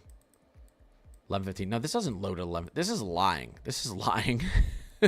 This is all wrong, actually. Ignore this.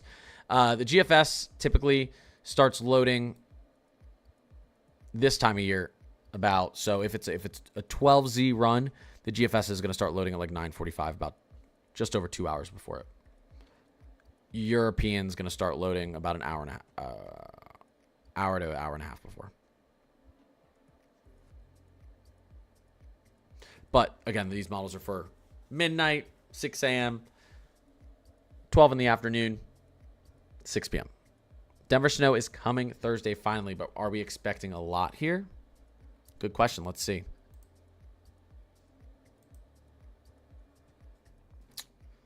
Let's see what the National Weather Service thinks first.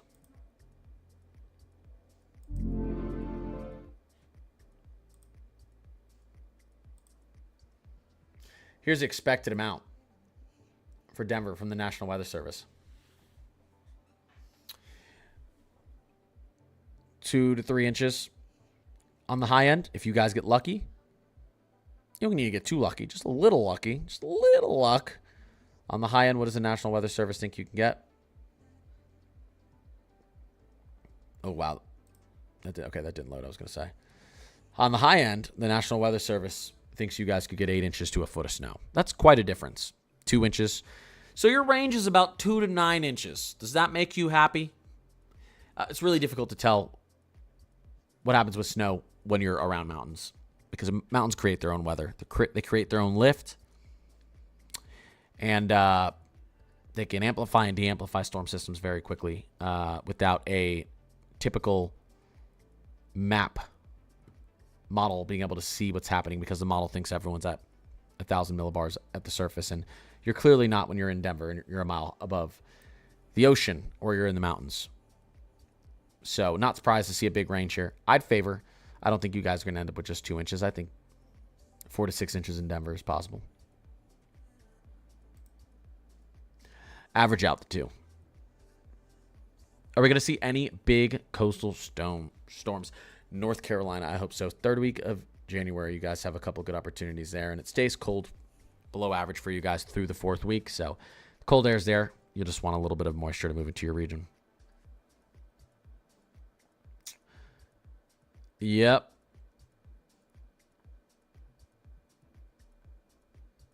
You're all good, Brody.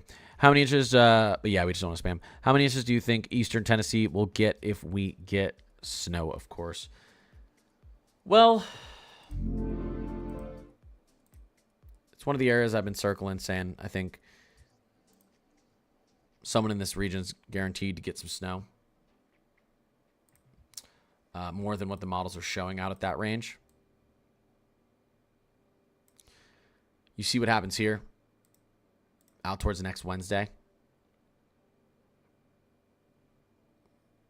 7 days away. 7 days away.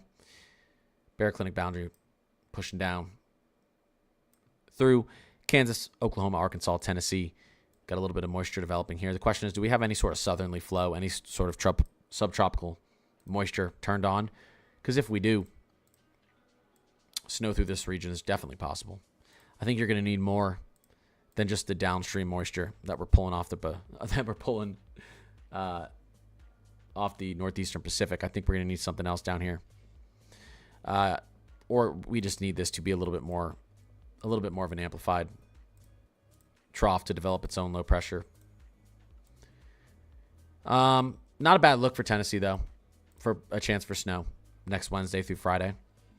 Let's let the GFS continue to load and see what it does with this system.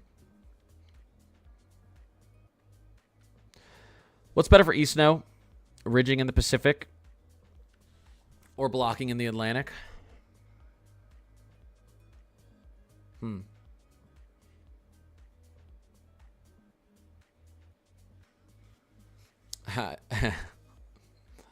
That's a good question. For a big snowstorm, blocking in the Atlantic. The problem with blocking in the Atlantic, the problem with blocking over Greenland is that gives you the storm track. It doesn't give you the cold air. If you have the ridging in the Pacific, that will provide you cold air, but it won't provide you the storm track. So it's hard. You can have one without the other, and you can get a storm track without blocking in the east, and you can get cold air without ridging in the west. But I'd say which one is more important? Yeah, Greenland blocking I think is a little bit more important.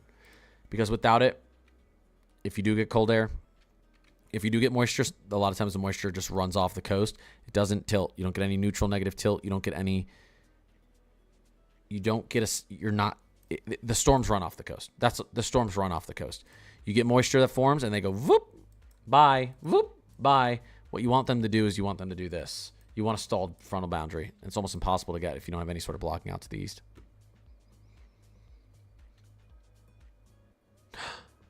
Allie, what happened? Connor was so scary last night. I almost crashed the semi 7 times. My buddy at work did crash. I came up to a stoplight at like 3 miles per hour, and my whole truck slid from the left turning lane. Oh my gosh. Where were you driving? Wisconsin? That's scary. Holy crap.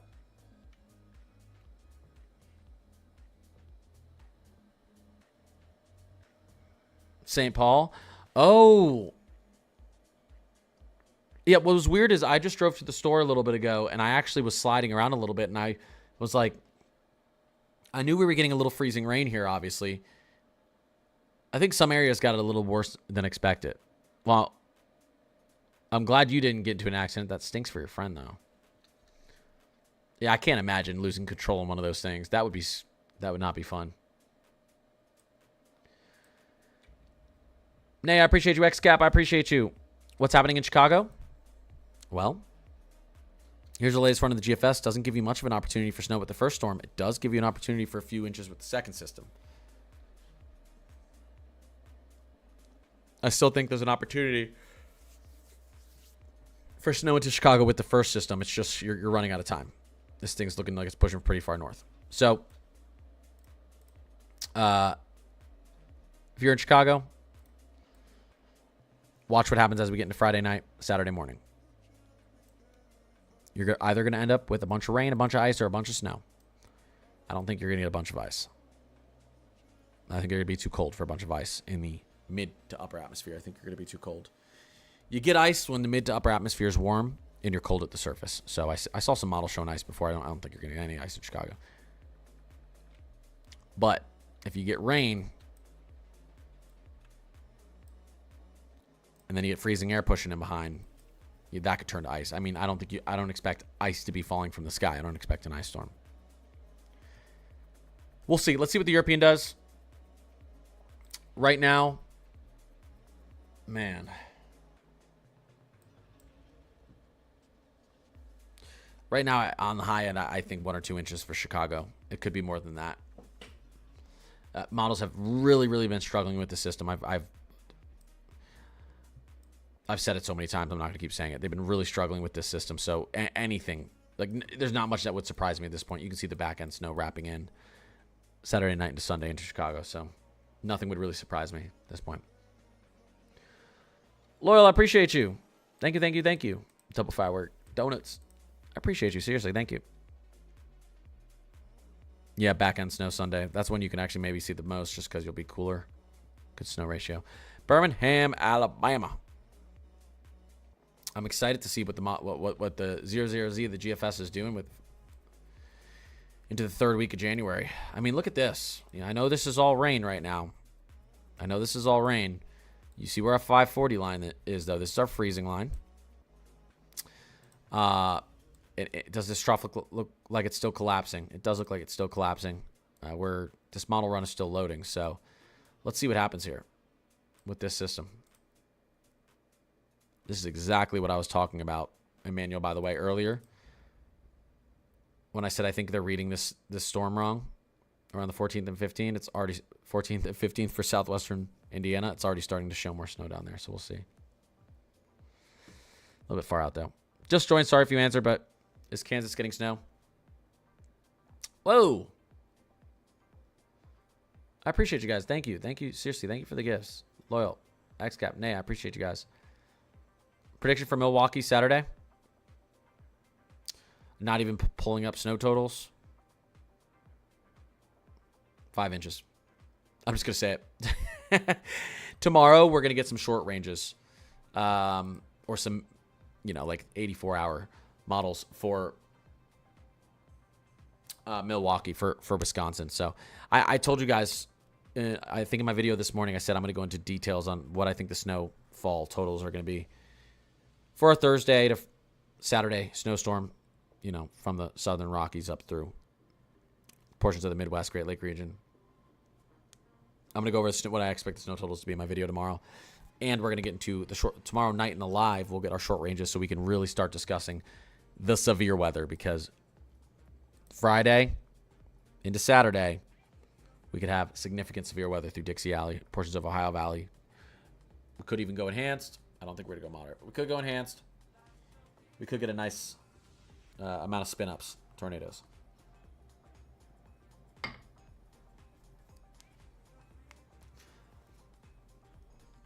I don't see a major tornado risk on Thursday.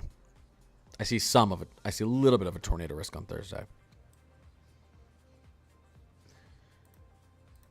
Friday's the day that worries me. Let me see here.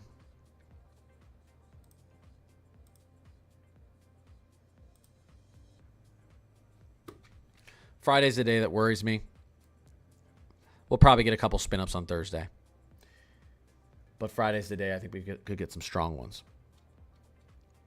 Thursday, though, if we're going to get some, Northeast Texas, Yali, up through Little Rock, Arkansas, Eastern Oklahoma, Southern Missouri. Probably want to watch out there. And then the real, I think, tornado threat. The real tornado threat, I think, starts as we get into Friday. You can see where the slight risk is right now. I think the southern portion of the slight risk may be the most dangerous for Friday, but this still has time to shift around. I want to get into our short range models because our globals and the NAM 12K do terrible with severe weather parameters. So tomorrow evening we'll get our on the live. We'll be able to get a good look at our short range severe weather parameters. Has the model loaded yet? Not quite. A little over halfway done.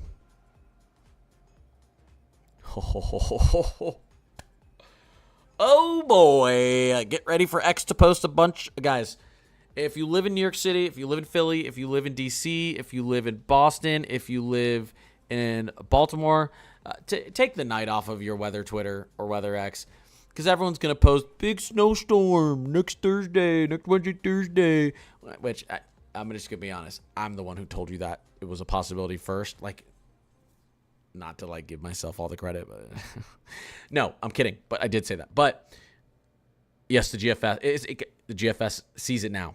There's a 00Z. It's loading in now. This is what I was talking about. There's no way you don't have an opportunity when your 540 lines are running directly through the mid-Atlantic and all your globals see some energy and moisture funneling to your southeast. Latest run of the GFS wants to put a little bit of a snowstorm into the mid-Atlantic here. This is as far as it's loaded. We'll see how it keeps loading, but don't get fooled. This is not... If I see this 4 days from now still trending, we'll talk about it more seriously. Do I think this is a possibility, though? Of course it is. I literally told you before this model loaded, I thought we had an opportunity for this. So, is it an opportunity? 100%. This run still brings it. Looks like it puts a little bit down into New York City, Northern Jersey, Boston. Keeps that snow off the coast. But I'm telling you, let's watch as this progresses, because your freezing line is out to sea here. So there's not really any real reason. Well, there's a little bit of a reason, but I think there's no real reason if we don't get a little bit more moisture, and our subtropical jet should be doing okay at this time. That this can end up being a little bit bigger of a snowstorm for the Mid-Atlantic, including Virginia, maybe even the Carolinas. So, North Carolina. So, let's watch that. Let's watch it just for fun. Just for fun. 14th to the 16th. This is obviously starting to look nicer than we've seen it. All right. Why was there thunder snow in Minnesota last night? What the heck? I didn't know there was thunder snow in Minnesota. Any snow expected in Georgia this winter? Yeah, I think Georgia gets some snow this winter. Sadie. What's poppin'? What about Rockford, Illinois? Isn't that like Chicago? A little bit of snow possibly this weekend, a few inches. I'd say a few inches on the high end this weekend in Chicago. What the heck? Where? Where was the thunder snow? Last night?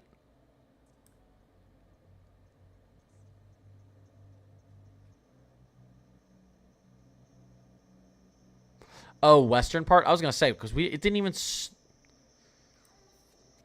snow here in Minneapolis.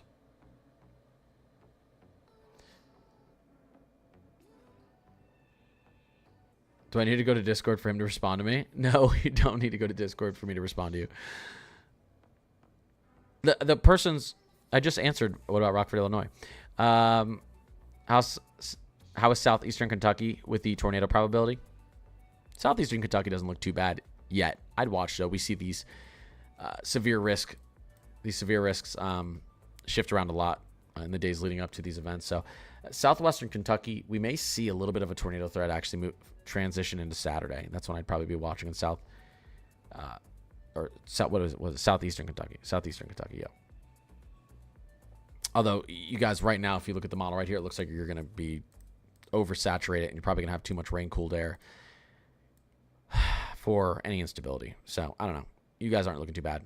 Southeastern Kentucky could see some serious flash flooding concerns, I would say, this weekend. Tornado not looking too dangerous. They're lying about thunder snow. I was out all night. It was all ice. Yeah. Wait. Kansas temps next week. Wow, I haven't streamed this long in a while. I mean, I used to always stream 2 to 3 hours. Just working so much nowadays.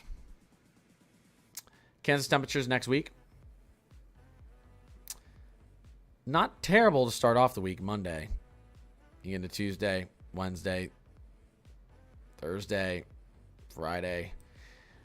Ooh, Kansas running a little bit above average next week. Looks like a lot of that cold air is going to be out to your east. D, I appreciate that. That's very, very nice. I appreciate that, D. Lincoln, Nebraska snow. Lincoln, Nebraska snow. There's your opportunity. Not going to be a ton. High end, 3 inches. Low end of dusting. Lincoln, Nebraska over the next couple of days.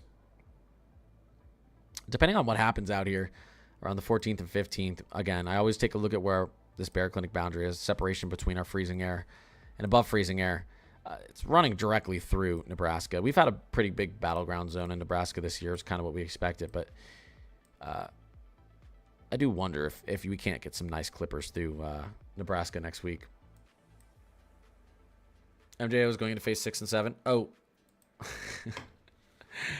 I actually think it is, yeah. I haven't looked at the MJO forecast update in like 24 hours, which is much longer than I usually go.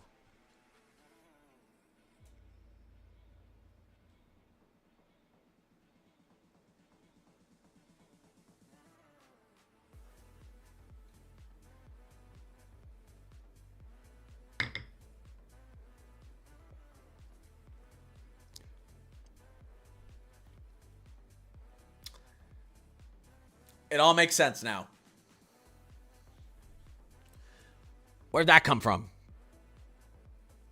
6'7". It is. I mean, I don't know what to tell you guys. It's a meme, but look, 6'7". That's what's literally happening right here. Where did this come from? Where did an amplified Phase 7 MJO came from? I mean, I've been speaking about. I didn't even look up the MJO for my video today because I was like, God, I cover the MJO in all my videos, and it's literally just not. It's not going to be. It's not amplifying. I'm just sick and tired of covering it. And then I don't cover it this morning, and this is the latest European Extended. You guys want to know what an amplified Phase 7? Well, let's see if it can actually stay amplified into Phase 8. I've showed you guys the MJO composites. Let's go to December, January, February. Phase 7. Actually, let's go into, here we go. So this is what we want. Now, hold up. Thank you. And then January, February. So this is what we want. Let me go back to this.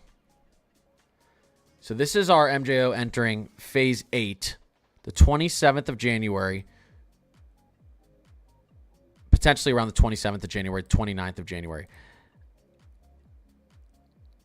I don't know that this doesn't enter Phase 8 faster. I don't know that this doesn't enter Phase 8 faster. Oh, man. This is making our end of January into the beginning of February look very interesting. I know this is like a super de-amplified MJO.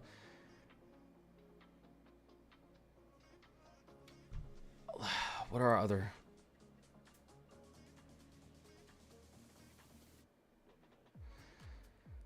one second, guys.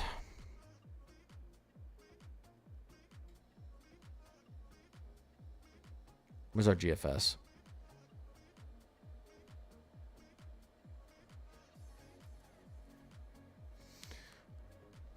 European Control, European Extended.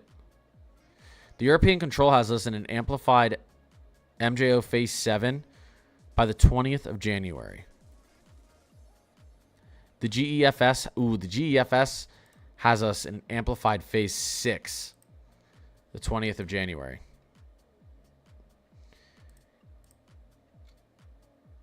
This ain't going to be happening the 20th of January. I can almost guarantee you that. Okay, the MJO, yes, explain for us a little, for some of us new people. The MJO is a low pressure, concentration of clouds and moisture at a low pressure.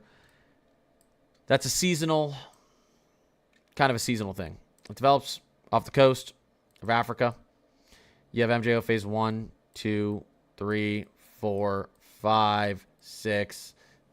Actually starts to expand out. It goes a little quicker than that. Let's redo it. Let's call it 1, 2, 3, 4, 5, 6, 7. Right?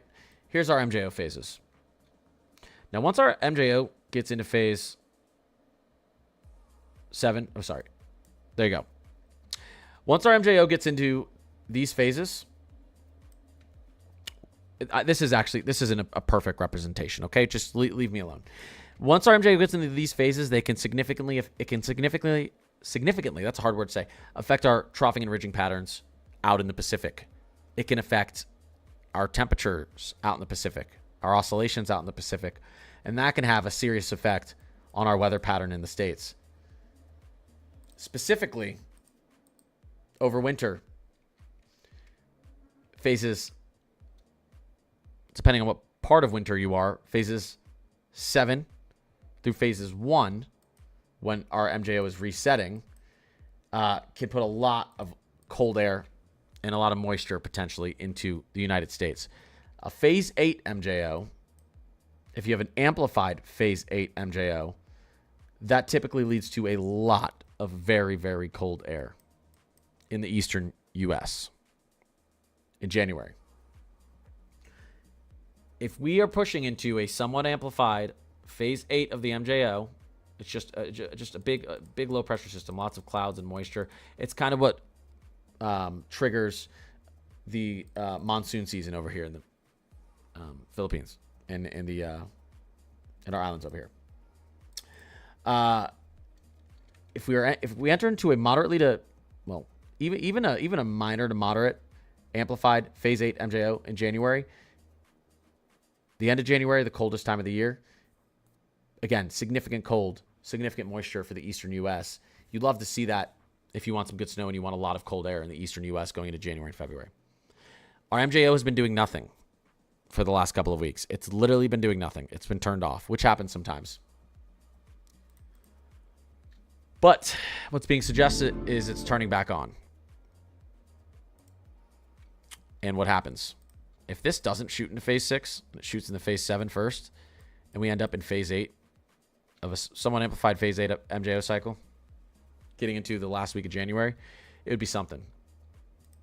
With our ensembles pointing towards some nice EPO ridging and with the cold Europe over the next 10 days, with all these cold signals for us in the States. Just something interesting to look at. This has been circling down here for quite a while.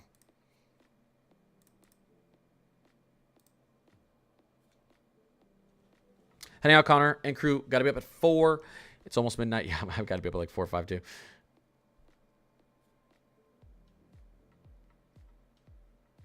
Emmanuel, I appreciate you. Thanks for always being here, stopping by, helping out. I look at it sometimes just to get excited and then be let down. So 7, 8, 1 are good for cold air. Typically, it depends. 7's much better for cold air in December for the East. 8 and 1 are really good for cold air in January and February for the East. Really? 8 and 1 are pretty good for cold air from coast to coast in January and February, but especially for the East. Jason Tufts, what's going on? I appreciate you guys.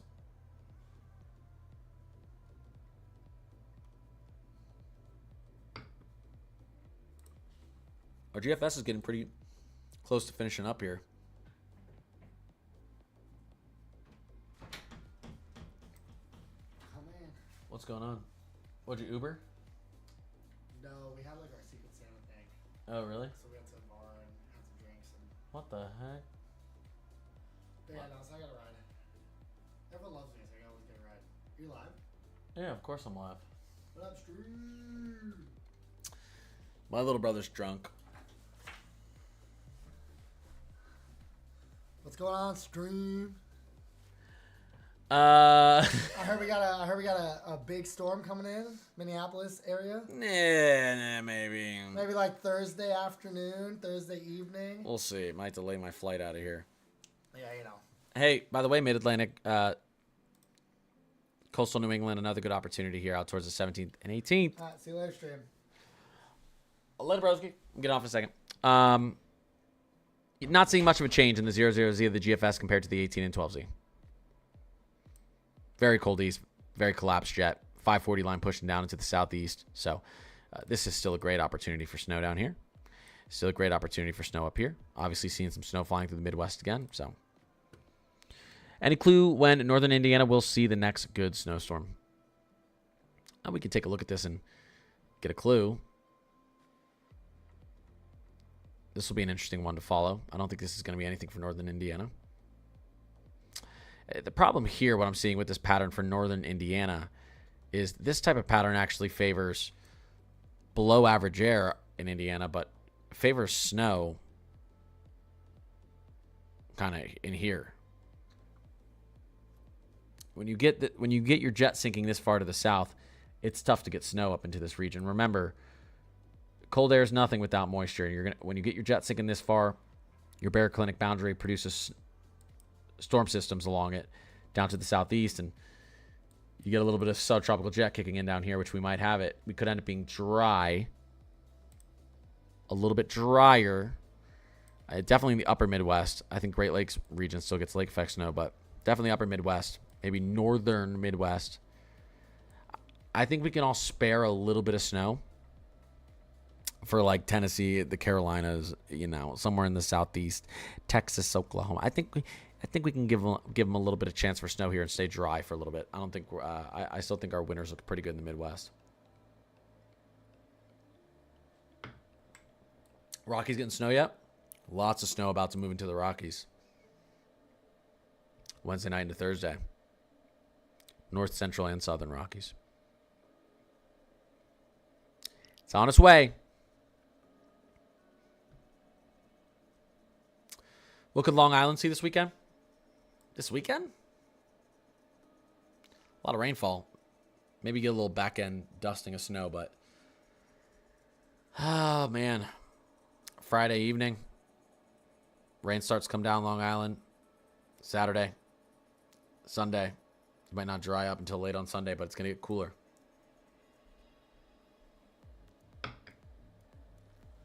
You live in West Virginia, you ain't seen snow in almost 2 weeks. You must live in low elevation West Virginia. No, the models show some snow for West Virginia. May just be higher elevation snow, but snow for West Virginia this Sunday. And this is a fantastic opportunity for low elevation snow. A lot of low elevation snow for West Virginia in the middle of next week, about 7 days out. So let's hope that pattern holds for you. I'm going to go back to watching anime. Have a good night, Connor. And peeps, also, no, it's all my snow. You can't have any of it. Yeah, I feel that way sometimes too.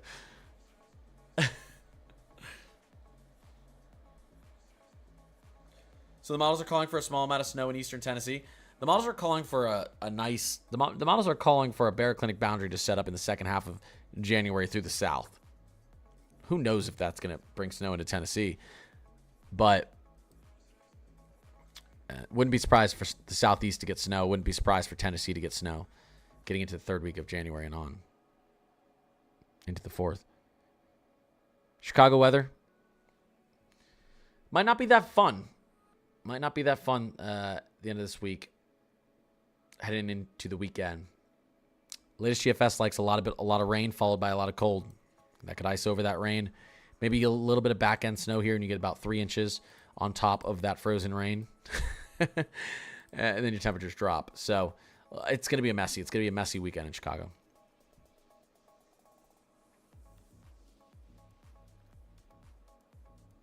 That's what I like to hear. Yeah, Brody. Any big snow coming to Pittsburgh in a month? Okay, I'm going to get off about 5 minutes, guys, because I've been on for almost 2 hours. I did not expect to stream this long. But I get excited about weather when I see patterns setting up that are typically that you don't see very often, that are a little bit more rare. And this is looking pretty nice here. So I like what I'm seeing. Wait. Yeah, any big snowstorm coming from Pittsburgh in a month? Big snow. I don't see a big snowstorm. This is always a this is always right here. next Wednesday again. It's about 7 days out. I'm watching this. I'm watching this for the Mid-Atlantic. I'm watching this for New England. The Midwest. This could end up being an overperformer right here for you people in this region next week. So that's probably your best opportunity, Pittsburgh, right there. Behind that, we could get pretty cold and dry in Pittsburgh, actually, if we continue to see these model trends. GFS still likes another opportunity for big snow in Pittsburgh. Farther at the end of the run. We'll watch this. We'll watch this. Past that, we'll see what happens. No problem. Green is rain. Are you going to get off before the model gets done? Well, here's the thing. The model's about 80% done. I can look out 300 hours now. If the model goes up to 380 hours. What, 386, 384? 384. Okay, I had to check myself. I do want to see what's happening here, though. So I'll wait a little bit longer because I do want to see what's happening here. This is a very interesting setup. Hello, Mezzo Matthew. Matthew, I told Climate Crew in chat, tomorrow evening, we are going to get our short range models in for Friday. And we are going to look at our severe weather parameters, and we're going to have a good time doing it. Setting my 5 a.m. schedule tomorrow. Ooh. I woke up at 4 a.m. every single day for almost a month. I have stopped doing that for about a week or two, but I'm going to start doing it again. I mean, I woke up at 3:30 in the morning yesterday. But yeah, the burnout after like 30 days of doing that's rough. I needed my little week, 2 weeks reset, but I'm probably going to start doing it. I mean, I've already started doing it again. Connor, look at your Discord server real quick. NAM PDS soundings. Let's see, what? General chat? Friday NAM. PDS tour? Where's that at? 31 North, 91 West. Do I have coordinates on here? 31 North, 91 West. Why does that look like it's in southern Mississippi? That's... Oh, no, that's... Yeah, southern Mississippi. I mean... Oh, that's Louisiana? 31 North. Oh, you're right. You're right. It's in southeastern Louisiana. Right there. I forgot that we had coordinates on here. Yeah. PDS tour. Sounding. Yeah, interesting. The photograph doesn't look very scary to me, though. You guys want to see what he put in here? In the Discord? I don't know, Matt. What do you think about this photograph? A little bit of rotation here.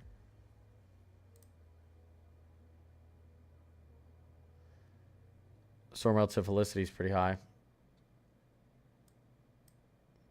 Our Storm Slinky's doing something.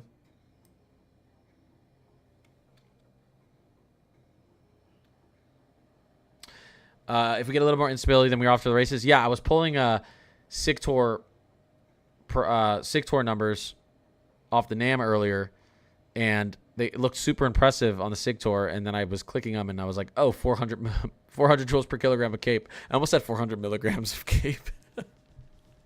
Oh, no, 400 milligrams of CAPE. I put about 400 milligrams of CAPE in my coffee every morning. I mean, caffeine. Yeah. Yeah. There's some decent velocity shear in here. The soundings I pulled is at 1500 CAPE. Yeah. No, it's at 1517 CAPE. Don't lie. It's not at 1500. It's 1517.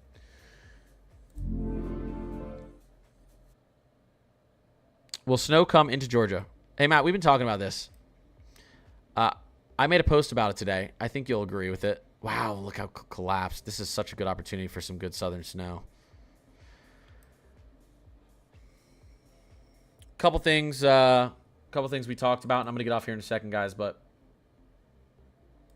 man, I can talk with you about this off stream. But this is the most model consensus we've seen all January. These are all ensembles, not operational runs. European ensemble, look at this Alaskan Ridge. GFS ensemble, Alaskan Ridge. Canadian ensemble, Alaskan Ridge. And then on top of that, 10-day temperature anomalies in Europe. Obviously, this is almost always a lagging cold event into the States. And suddenly our MJO is re-amplifying out of nowhere. It's going to be a spicy end to January. Spicy, spicy, spicy. I haven't done a 2-hour stream in a while. I was just telling chat. I was like, I had to do a 2-hour stream today. There's too much fun stuff going on. We got severe weather. We've got snow. We've got ice. We've got potentially record-breaking cold air if this stuff sets up right, because it's happening the 3rd, 4th week of January. This big polar jet collapse. So I'll be doing coverage. I'm so ready. I'm going to be in Florida from Thursday to Monday, but I'm going to be trying to live stream from my phone just to answer questions and stuff.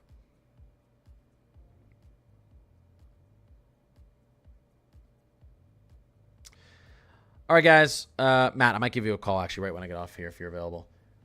I appreciate everyone. Mods, I appreciate you guys. I know I've been in here for a while. Anyone who followed the stream, Gifted was just in here engaging, like I always said. Engaging with the chat helps the algorithm. I appreciate you guys. I try and post videos every single day. I try to live stream every single day. And I will continue to do it. Forever. Forever. For the rest of my life. You guys are awesome. You make this fun. I appreciate all of you. And I'll be back tomorrow. I'll post a video early. I'm going to try to go live tomorrow morning. It just depends. Sometimes I take a little bit more time on my content. And then I'm like, oh, it's 9 o'clock. I should probably do my 9 to 5, and not get fired. So when that happens, I have to push my lives back later. But I appreciate you guys. I'll be back tomorrow morning. There'll definitely be a video tomorrow morning, and I'll try to get on live. But like I said, if I don't, I'll be back on probably for a nice long evening stream again. Everyone have a great night. You guys are awesome. Matt, I'm going to give you a call in a second.